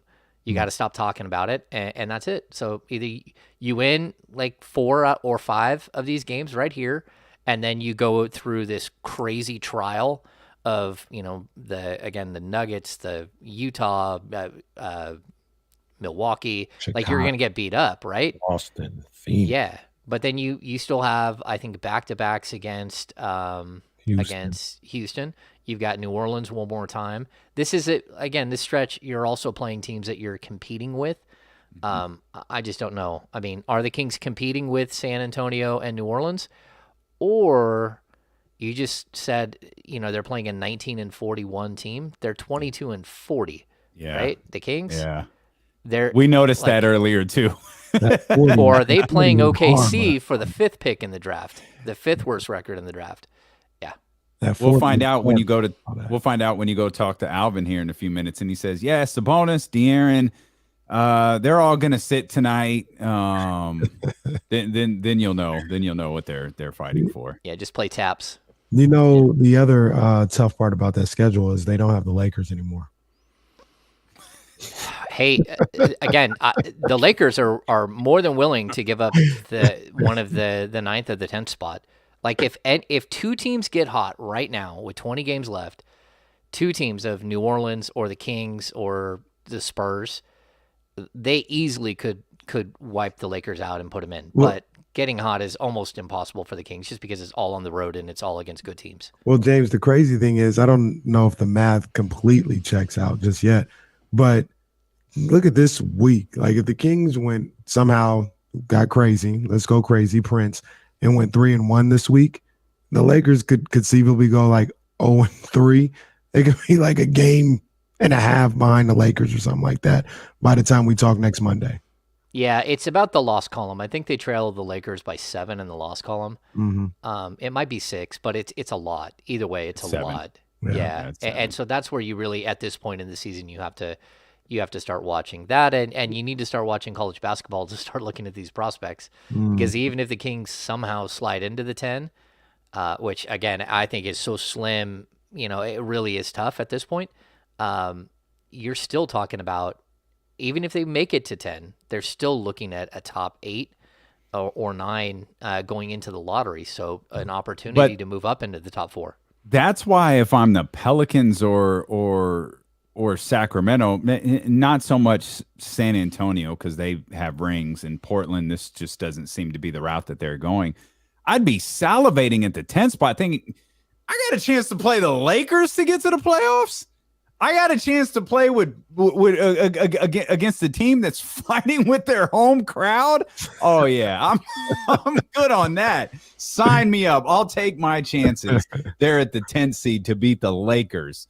What would you have to beat them twice? I'd take my chances on that. You gotta beat. So the 7-8 plays. Whoever wins a 7-8 is a 7, and then the 8-9. I mean the 9-10 plays. Whoever wins goes on to play the loser of the 7-8 game, and then whoever. So wins I got that a one-off game against the Lakers. I'll take it. One-off, and you got to win 2 games in a row. That's it. I'll take it. Yeah. I'll take it just to eliminate the Lakers. Like, oh, we lost. We lost the second one, but we took the Lakers out with us here in Sacramento. That's a playoff win if you can eliminate the Lakers for sure. I mean, not wrong. James, I'm doing my job. Don't do my due diligence right now. Albany State playing Spring Hill in the start of the SIAC tournament. That's Division 2, by the way. So that's not guy 22. I don't know his name, but it's not why mid-range game. That's not due diligence. Like the Kings aren't drafting anyone from there. Come on, man, you never know. You're just a degenerate. Like you're trying to use different terms for being a degenerate. Are you betting on that game? Do you have money on this game? The Kings have all their second round picks. You never know what they might do with one. Come on now. Yeah, I think they have. So he may hit me up. They have 2 second-round picks. They do. They have 2 second-round picks. Number and people, 22, I don't know his name, but like his mid-range game. Yeah, people are asking, like, do I like Chet Holmgren or Jabari Smith? Like, either one. I'll take either one. Like, if somehow the Kings get up into the top 2, like, that's easy. Now, if you're not in the top 2, if you're 3, 4, or 5, I'm probably trading that pick and going and getting a big time player that's a little bit older that has some mileage that can help improve this team quickly. Yeah. Kenny out here watching Division 2 basketball, talking about I'm doing my research. Yeah, I'm just trying to do my due diligence, man. I'm a professional out here. Like I said, the SIAC tournament underway. You gonna chat up Monty McNair in the hallway again? Tell him about what you saw on your iPad. Is that what you're gonna do? Don't even know the guy's name. Check out this guy number 22. They don't have names on the back of their jerseys, So it's number 22. That's typically not a good sign when they don't have names on the back of their jerseys. Yeah. With Richaun Holmes out of the lineup, we've seen increased minutes for Davion Jones. Obviously, coming out of the All-Star break, it's like, all right, Davion Jones, congratulations, you're going to get more minutes. Also, you're going to go against the league's MVP, who's trekking towards possibly a second straight MVP. What do you think of what Davion Jones has been able to do the last 2 games in particular? I think it's what we've seen from Davion Jones all year. Like, if he's given minutes, he produces. And there are a couple of games where he just has absolute stinkers where you're like, oh, no. But that happens with young players. And, he is like 26, probably going on 27 now. But that doesn't mean that he's not a young player in NBA standards. He's not a guy who played a ton of minutes early in his career. Yeah. And so he's a guy that, in all honesty, I would love to see him as a backup center next season in Sacramento. You got Alex Lynn under contract at $4 million, and Davion Jones is not under contract. So I think that's a bit of an issue. But like if I'm looking at a true backup center, I want to release Richaun Holmes into the wild and let him. I want to trade him to go get another asset at a different position because I don't think it's fair for him to play behind Domantas Sabonis and pick up scraps. But I think there are enough players around, between Lynn and Nemias Keita is still there. And but I really do like Davion Jones. I think he can fit. I also think that, they've told him and Chimezie Metu when they go in the game, like swing at everything. Like go try to block everything. And when they do that, they're really fun to watch and they can be really impactful. And he's a super athlete. He's a good rim runner. He's different than, most of the other players they have. Yeah. We haven't seen a whole lot of this guy, but what do you think about Trey Lyles? I mean, I've been intrigued by him, his ability to stretch the floor with his jump shot at that 4 position. But he's done some good things. He's been non-existent sometimes, but I feel like we just haven't seen enough of him to get a good gauge on him. What have you been able to kind of get a gauge on him at all? Maybe a little bit. Like what we have seen of him, I haven't been like super impressed. He doesn't look like he's in elite NBA shape, although that might just be his body type. I think it's really hard to play him alongside Sabonis just because neither one of those guys are going to defend anyone on the perimeter, and you're going to get in all kinds of trouble. So his ability to stretch the floor, his ability to score around the basket, he is a solid rebounder. He's a big body. I think that there's a lot of good there, but at this point in his career, he's more like an undersized 5, and the Kings have like 14 5s on the roster. And so for me, like he doesn't look like a stretch 4 to me. I would like to have seen a more versatile version of him brought in as like a player archetype to look at and put next to Sabonis. And, again, I personally would like to see from here on out, I'd like to see so much more of Harrison Barnes at the 4 alongside Sabonis and try to backfill that 3 with Harkless and Justin Holiday and Dante DiVincenzo and whoever else you can throw out there at the 3 and go smaller. Just because I think that, you really do need to see how floor spacers work with Sabonis and start getting a rhythm with Sabonis and Fox with floor spacers.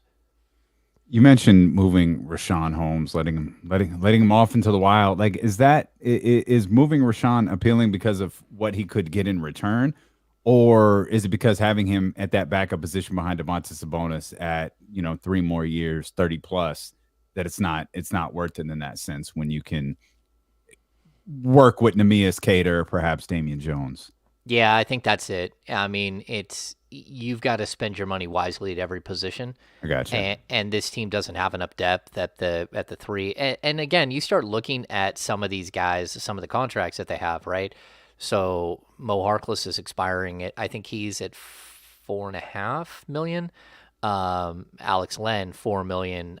Justin Holiday, $6.5 million. You start tacking those together with Richaun Holmes, and all of a sudden you have a similar situation to what we had going into the deadline, where you had $20 million worth of expiring contracts to play with, and it actually got you value and stuff like that. So I wouldn't doubt that we start seeing some of those things happen during the offseason where they're just trying to upgrade. I mean, that to me, the biggest issue that I see is they have to upgrade in talent, and it's unfortunate that Richaun Holmes just isn't going to get the minutes. He's not going to be able to be as impactful as he has been over the last couple of years because I don't think they believe he can play the 4. And defensively, I think he can play the 4. But the fact that he can't space the floor, you could never have him and Fox and Sabonis on the floor together. If no one's spacing the floor, that's just going to be ugly, unless you have unless you're running that with like Steph and Clay. And, they're hitting every single 3 and spacing the floor single-handedly. The Kings just don't have that. And they did not have that with Buddy Hield. They just had a guy who shot a lot of 3s.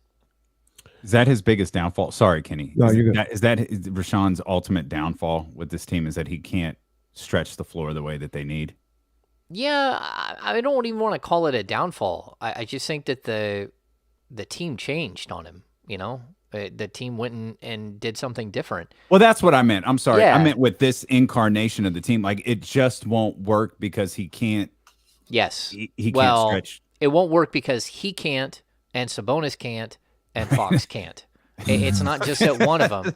Right. No, Yeah. and I mean, like, look, if Fox was shooting 37% like he did a couple of years ago from 3, then I don't feel that way. I think you could actually do a few different things. And that's where, like, a lot of people, like, give me grief because I talk about the lack of shooting by DiVincenzo and Holiday and some of these other players that just aren't hitting their shots. And they're like, well, why aren't you bringing up De'Aaron Fox? It's like, well, first of all, De'Aaron Fox is averaging like 27 points a game over the last month, over the last like 7 games or whatever it is since he's been back from injury.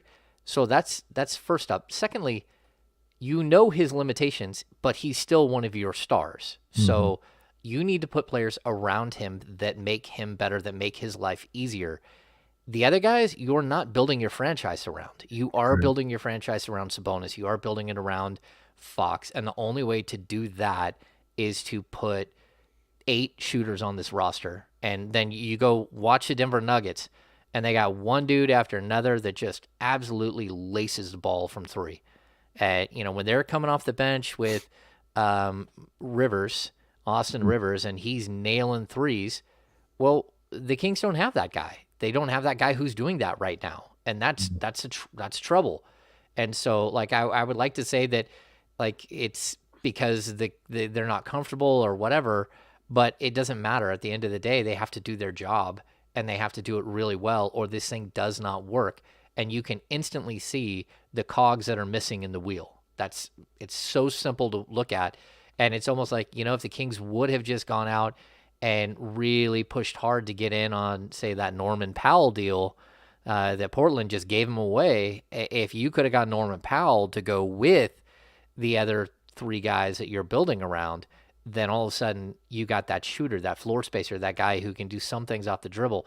You know what I mean? It's like you needed that one more piece now, and it kind of looks like, you got 3 wheels, and then the other 5 or 6 guys that are playing. Some of them are having good moments, but no one's really stepping out. And I want to take Davion out of that because he's so young and he's hit, his second wall. And I still think he's going to be really productive and can give you that 3-point shooting and can do the defensive things that you need. You just need more 3-and-D guys that are in different shapes and sizes than Davion Mitchell. James, we got to let you go. You got to go talk to Alvin Gentry. So we will report on exactly what James tweets in the next couple of minutes when we return. We also posed the question, who is the Kings' best player right now? We posted that exclusively on youtube.com/ESPN1320. Poll's been up for 20 minutes. We're going to close it, and we won't even read the results on the air because it comes across as shade, but it's a not landslide. Close. You guys are out of control. It's not close people at all. Real quick, I mean, I cast my vote too, but real quick, the dogs are okay, right? They're okay. Yeah, they got quiet. I don't know. Well, I know. Eventually they get quiet, but my youngest is about to walk in the door any time, so it's probably a good time to run. There you go. James, we appreciate you as always. We'll come back with more of D'Lo and KC here on Sacramento's #1 sports station, ESPN 1320. Thanks, Hammer. Sweet. I literally have people texting me, "Hey, are you jumping on a Kings call?" See, they know it. Yes. You're not early enough. All right. Thanks, man. James. There's probably only a couple of people there.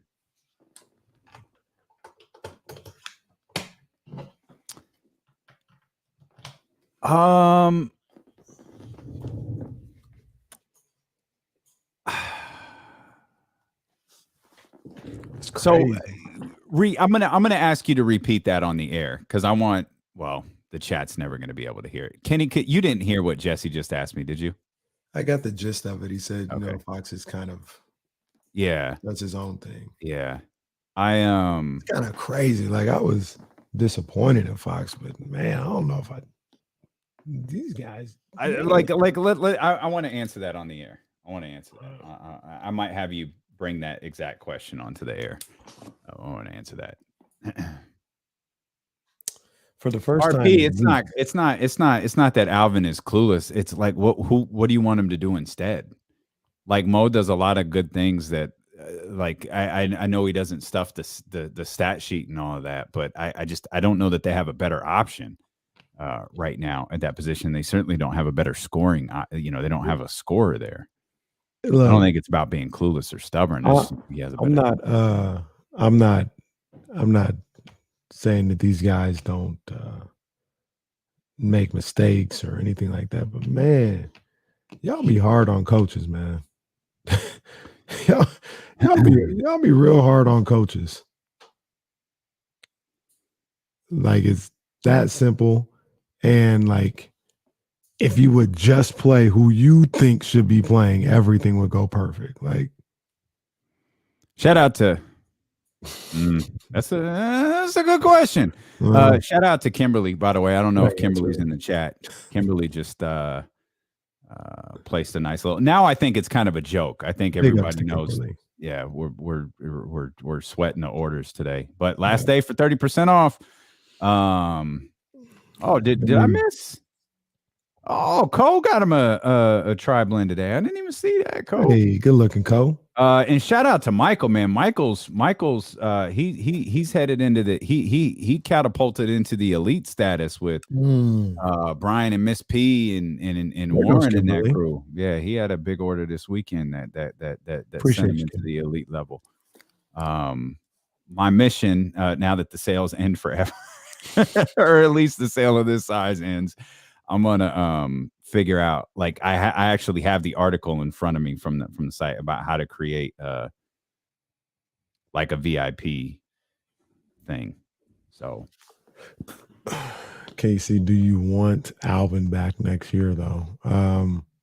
No, I'm not really interested in that, but if you told me they can go get another all-star and they have to keep Alvin's entry, fine.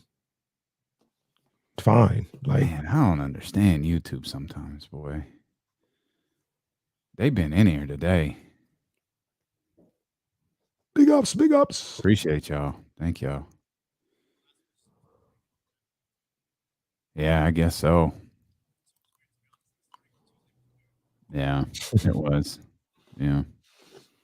DeLoandKC.com, Matt. DeLoandKC.com. DeLoandKC.com.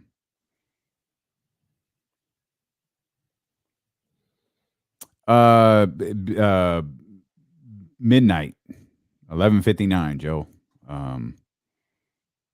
But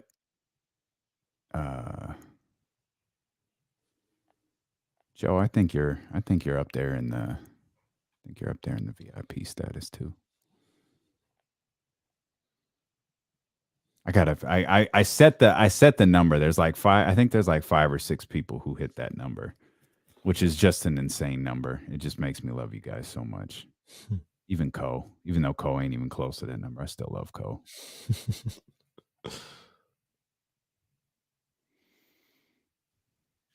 There's got to be a way. Oh, this is it. Oh, here we go.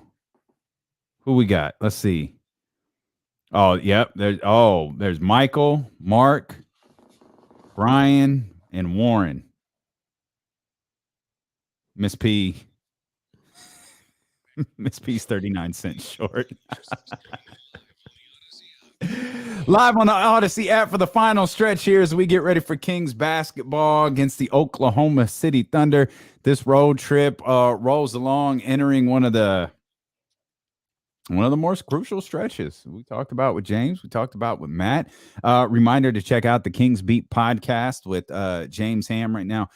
Brandon Nunez is sitting in doing a bunch of work with James. So make sure you check them out. Make sure you check out the Locked On Kings podcast as well. Available here on the Odyssey app or on Apple, Spotify, Google Play, wherever you get your podcast from. And oh, by the way, D'Lo and KC got a podcast too. Yes, sir. Check us out. Of course, the podcast is just this radio show. I was thinking about bringing some original. Shout out to Ty Guy, my man Stephen Miner, who mentioned, yo, what's up with Be Conscious? You know, we've got some things happening over here at ESPN 1320. It might be time. Should the higher ups make the correct decisions here in the coming weeks? Yeah, it might be time to bring back some exclusive content to the podcast. We're talking today, matter of fact. Oh, say word. Yeah, all right then. All right. That's all right. Ain't gonna be no post show. I gotta jet out real quick. We have a little powwow. Okay, then. That's what I like to hear. James Ham.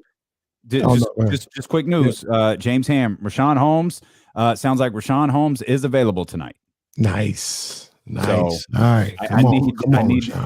I need to see Richaun, man. I need to see my guy. Let's get back on track, Richaun. Regardless of what happens next year or this off season or whatever, I'm a Richaun Holmes guy, and I want to see Richaun. If nothing else, I want to see Richaun have a chance to fail with this lineup, like a legitimate get out there. Let's do something. Let's see if it works. If it doesn't, man, it doesn't. But if it does, that benefits everybody involved. I don't want to see a situation where his season continues to just be hampered by these crazy situations. Like you said, if it just doesn't work with him, with this team and with Sacramento, I want it to be because we saw him play, just not a good fit. You know, we think it's best for him and for the team to move on. Not, he just hurt the entire time or, you know, sick or anything like that. So I'm glad to see him out there. Regardless of what the media tells you, I'm a Richaun Holmes guy too. Oh man, I'd hate to. Man, I hate to tell I hate to find out what you about to tell this person you're going to have a meeting with. If you're a Richaun Holmes guy, what are you about to say to this person you're about to meet with? Man, that's scary. Hey man, come on, man. I got love for Richaun. I was just going to tell you though, real quick though. I saw you talk about be conscious. I saw your old co-host on Saturday, and not Kendra. Oh, Kendra, let's go. Yeah, of course. I said, and not Kendra. Oh, Barry, my man, Barry Axius. Of course, Barry Axius would be at the Black Expo. Barry probably created the Black Expo. What's up, Barry? I see you, baby. He was the show. He also didn't want Tyrese to go. No, he didn't. He texted me that day in the midst of the craziness, and it just dawned on me. I don't think I ever responded to him. Yeah, he let me know. Well, he texted me like in the middle of the show on the day Tyrese was traded, and it's like, hey, it happens, man. Like if I get a message during the show, there are a lot of times I see it, but by 4 o'clock, man, I forget about it. Yeah, like not because happens at 4, not because I forgot about you, but because we shift our attention elsewhere, and then our attention shifts to the next day, and sometimes I forget about it. I realized over the weekend, Donnie Dope ones hit me, and I was like, yo, I thought Donnie said, and then I realized, well, of course he didn't do anything. I didn't respond to him. I saw it, just didn't respond. Shout out, Barry. You know I love you, fam, if you're listening. Hey, Jesse, jump in here. You asked an interesting question. We posted, it was kind of a throwaway remark about talking about the Kings' best player. I mentioned that I thought it was Sabonis. Casey mentioned that he thought it was Fox. Ham went Sabonis. And I just threw it up on Twitter, just kind of see how everyone would respond. I didn't throw it up on Twitter. I'm sorry. I threw it up on YouTube to see how people would respond. I already closed it because it was clear there was no point in this that poll being up. But Jesse, what was the question that you asked me during the commercial break?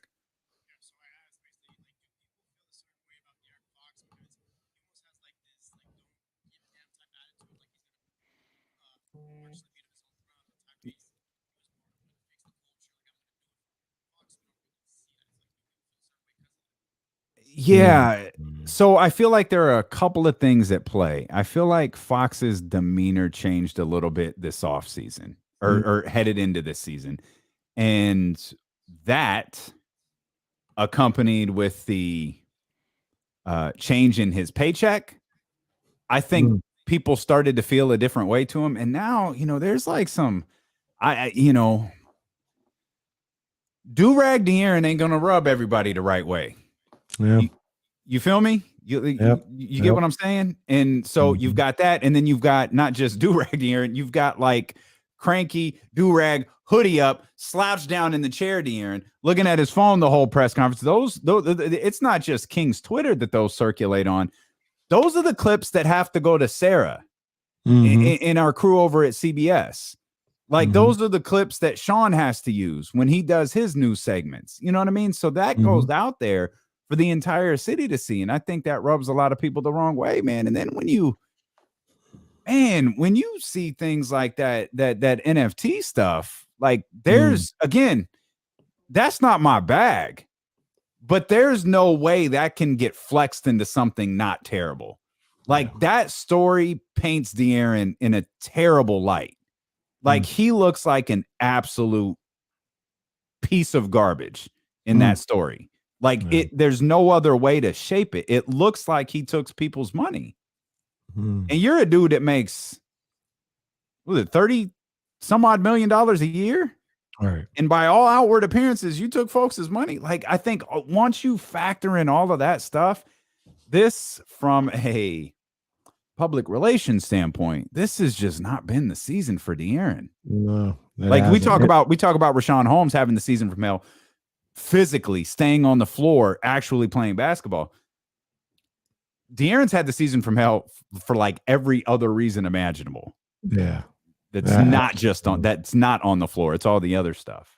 And with De'Aaron, to me, and you're right about the NFT stuff that I need to dive in some more as well. But even before that, when you have the demeanor that you have, when you perceive just what we see on camera, he could be the happiest guy in the world. When he sat up at that podium, he did not look that way, right? And that's what we see. We don't see Fox at home or being jovial in the locker room or anything like that. It just looked bad, right? Yeah. So when you have that, when you're watching the games and you get a vibe that he's disengaged or anything like that, it's going to rub people the wrong way. It's just going to rub them the wrong way. Yeah. And I was hard on him for the beginning of the season. But that's what friends are for. Like, you're buddies now. And so like, that's, like if I have a bad show, I expect you to pull me aside and say, yo, dude, we got to clean it up. That's the type of relationship you and De'Aaron have. But here's the thing about it though. And this is where the disconnect happens. If you have a bad show and I pull you aside and say, yo, you didn't have a good show, that doesn't mean I want you gone. That doesn't mean you suck. Mm-hmm. That just means I think you could do better. And that's where the disconnect is. Like, I don't know where it got to that, because it was just at the end of last year when people loved the way he finished the year, averaged 28 points per game and all this other stuff. Yeah. I think it really does come down to, though, more than the whole component of all of this is wins and losses. It's like Melvin told us in Baby Boy, you got guns and butter. It's guns and butter, baby. It's wins and losses. Yeah. If they're winning, he can wear as many do-rags as he wants. He can look however he wants after the game. That's right. Yeah. If they're winning. And we said, I'll tell you this, we don't always get everything right, but we got this right. We said this season was not for the faint of heart if you're in the Sacramento Kings organization. This will not be the happy-go-lucky city that people come to love about this Kings team if they don't win. This will be a pressure cooker. People will be calling for people's jobs and calling for people to be out of here. And I'm not saying I wanted it to be that way, but we were fed up. Yeah. As a city and a fan base. Yeah. We were fed up. And 15 years is long enough. If nothing happens early in this season, we didn't even talk about the whole season. If nothing happens, coaches got to go, players got to go, front office may have to go. This was the time to either do whatever or get off the pot, right? And that's what happened. We saw it. Coaches got fired, players got traded, and general managers were stressed out, as they should be.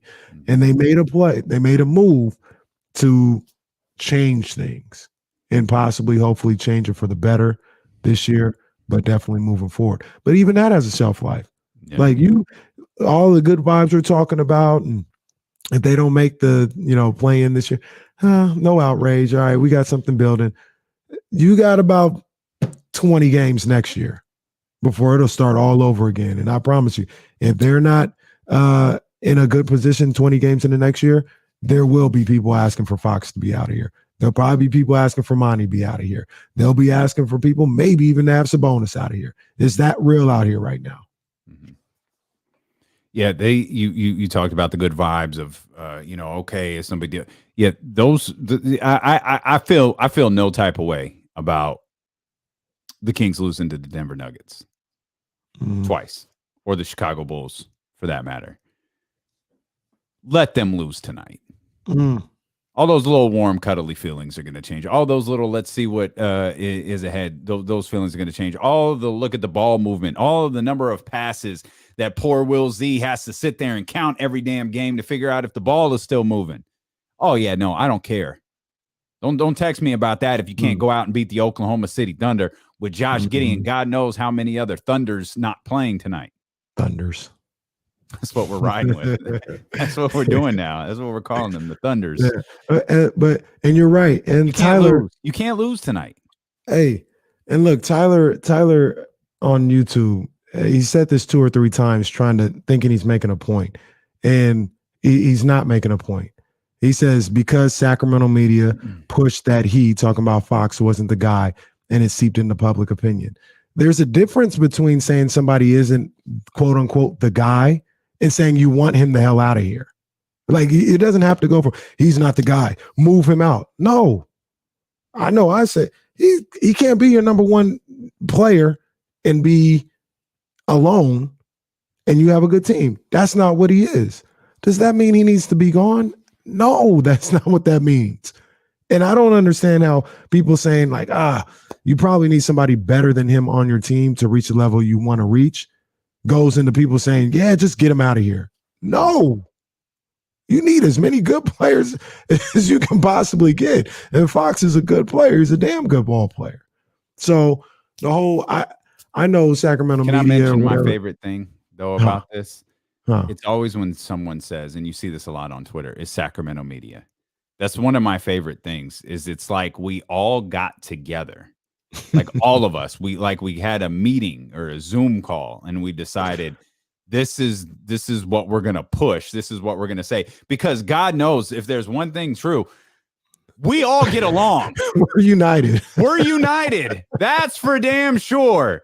We're all united in our thinking and in our approach. So when people write Sacramento, it's fun because it's lazy. And I love Tyler. Tyler's a day one and he's a 4-hour guy. And it's like, all right, Tyler, who are you talking about? Yeah. Who pushed that? Because go ahead and say that. Oh, wasn't me. Am I? I don't count. I'm not in the media. Who was it? So it's like, yeah, we all get together. And we form what we're gonna say about this team and push it out there for everybody. And I just don't like when people say that, because just because you don't think somebody's the guy, that doesn't mean he needs to be gone. That's just how I see it. Like, you can say, you need better than him, but you can still have him on the team, and like that's how you can get to your ultimate goal. So. Those who were saying that, no, that was, I don't know. Dwayne Wade's the Hall of Famer. He needed a player that was better than him. Mm-hmm. Mm-hmm. I would use Anthony Davis as an example too, but I'm just using the same player over and over and over again, going to a different team. But you, hell, Kevin Durant, James Harden, you can argue which one's better. Like those two wanted to be together. It didn't work out. They needed to be together. Joel Embiid needs James Harden. They went and did that because they're trying to get to that next level, trying to get to a championship. Yeah. Our next level is just to get out of the damn the damn ground. Yeah. We're like at the end of Buried Alive when the Undertaker's hand pops up. We're trying to crawl out of the grave here. You actually stumbled across a perfect one. James Harden. You can say he's not it, right? He's not it. That doesn't mean you can't have him on the team. Some people think you can, but that doesn't mean you can't have him on the team and be successful, right? Like, you just can't have him as your best player, because then you're probably not going to go to where your ultimate goal is of trying to get a championship. So, yeah, if those who did say that they need to move on from him, that's excessive. I still don't agree with it. Even when we were talking about like the things that you had to do to move this franchise forward, me and you both said there's so many things you had to do before it got to, well, we said Haliburton and Fox. Right. But there was so many moves that should be made before you get to those two. But think about, and this is, and maybe this is, again, you said this earlier, the true sign that certain people who cover basketball don't watch the Sacramento Kings. And again, that's not a knock. why would Yeah, you? I don't Like, watch why the would you? Pistons, Right. so Like, why would you watch the Sacramento Kings? However, if you're going to spend lengthy portions of your television show, or even some portions of your television show, or some portions of your podcast, at least be familiar with what you're talking about. One Mhm. thing that that seems to have not been encompassed in Domantas Sabonis and Tyrese Haliburton is the fact that you moved on from like $60 million owed to Buddy Hield. Mhm. And no matter how many different casuals tell you that he's a flamethrower, dude, he's not. Mhm. And one of the biggest wins in that whole deal was being able to move on from that contract. And even if you like the player specifically, that's fine. You were able to move on from that contract. That $60 million, which freed up a lot of things for you. And I'll even go a step further with that, Damian. He may be a flamethrower. He's playing well. He's putting up good numbers in Indiana. We watched the Kings. But look, we watched the Kings. Yeah. We know that was not going to work here. I also it noticed doesn't matter what he's going to do somewhere else. I know here it was not going to work. What was funny is I noticed he played a little different last night against Boston. I don't know if you caught that. I think he took 18, I should have the number, 16, 17, 18 field goal attempts, 7 threes. Come on, man. Yo, it's like even if he for that for 2 years, even if he played well, and that's cool, he played different. Yep. Yeah, he played different. That's maybe he doesn't feel like he's allowed to do that there or whatever. I don't know. You could argue it wasn't working here. Every time he did it here, he played well, and we begged him, "Yo, do that, yes, do that." And then 2 games later, or 2 days later, the next game, it was 3 of 14 from 3, 3 of 15 from the field. Okay, so we're doing that again. There you have it. I don't want to talk about Buddy and Tyrese no more. What even got us? Oh, I know. It was the podcast. I love you though, Tyler. Much love, Tyler. Oh, all love Tyler. Yeah, Tyler know that.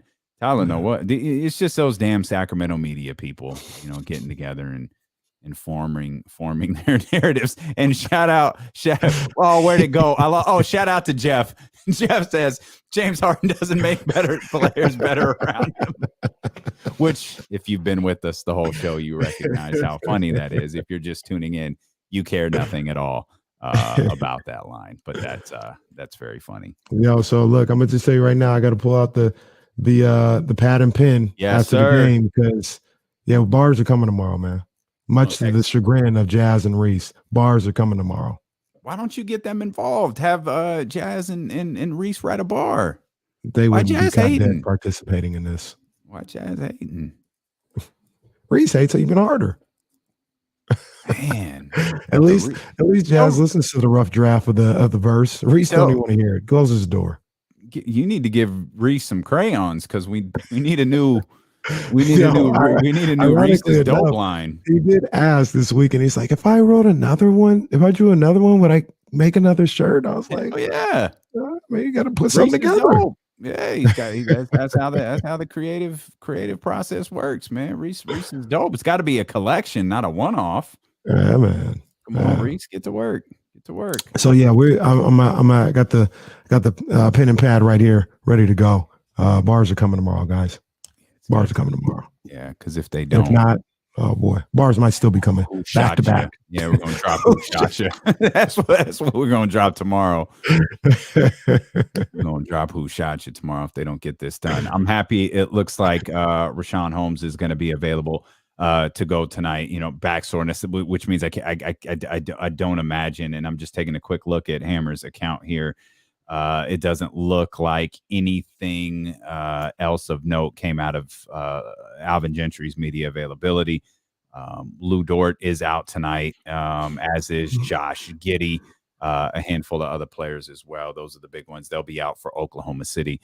This is a game that the Kings need to win. More specifically, I want to see the Kings continue the trend of playing really well. We know that they're not good defensively. They should be able to do enough on the defensive end to slow the Oklahoma City Thunder down. We've seen a shorthanded Thunder run the Kings out of a gym before. If there's any belief that this current version of the Sacramento Kings is any different than the previous version, they need to get a win tonight, and they need to play well against the Thunder. Facts. I agree 100%, man. We appreciate you so much for being here with us. If you're on youtube.com/ESPN1320, please make sure you hit the thumbs up and the subscribe button before you go. We'll post some highlights here within the next couple of hours. That's the great thing about the YouTube channel. If you missed the show live, you can catch up on demand. You can also catch up with the highlights, including our conversation with James Ham and Matt George. We appreciate both of them for being with us. The professor, Jason Jones, will be with us tomorrow. We hope that you will too. Subscribe to the podcast wherever you get your podcast from, and we'll see you here tomorrow. I think we got college basketball on the network tonight. And number 3, Baylor versus Texas. Let's go. You know I'm beyond that. I'm a simulcast. Watch and listen. Let's go. That's right here on Sacramento's #1 sports station, ESPN 1320. Go Kings. Let's go, baby. Yeah.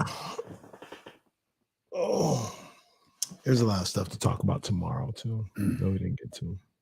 Yeah, we didn't get to a bunch of stuff today. That deadline for baseball is going to come and go. It's today. I mean, it's 7 o'clock. I don't know. I think it's super. Yeah, that ain't happening. Like, I think we'll have games canceled by the time we get to the show tomorrow. I don't think we mentioned it, but didn't do anything with Jeter either. Some of the we didn't even know. I don't even think we talked about it. We didn't mention it. So we got Jeter, we got Kyler. Kyler, yeah. Jeter stepped down from a job he was just horrible at. Just awful.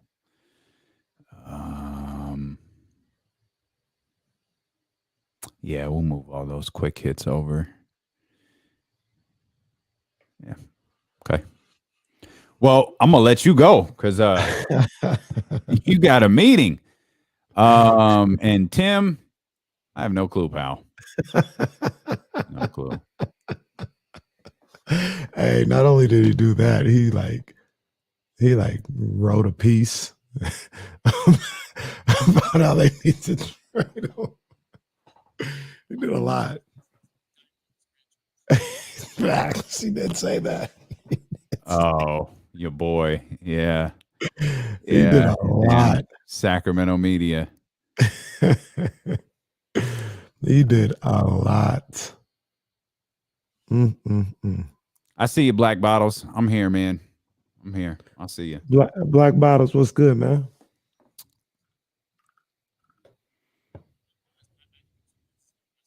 Yeah. Yeah. So I don't know that are they doing that tonight? I thought they were doing that Thursday on McAfee's show.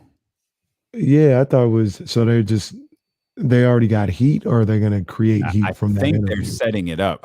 So Patrick thinks they're doing it tonight. I think they're doing it Thursday on McAfee's show.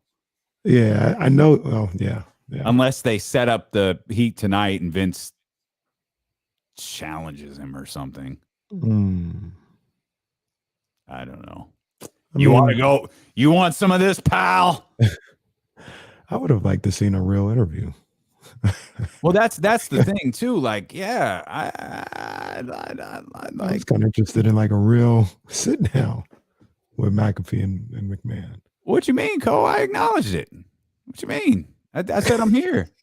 Cole, this is when I tell you you don't listen, Cole, that's what I mean. Oh, Cole. Man. Oh, dude, that's going to be so funny. Oh, that would be great. If Pat McAfee just says, hush you. Wild. BTC. That's facts, Dr. David. BTC.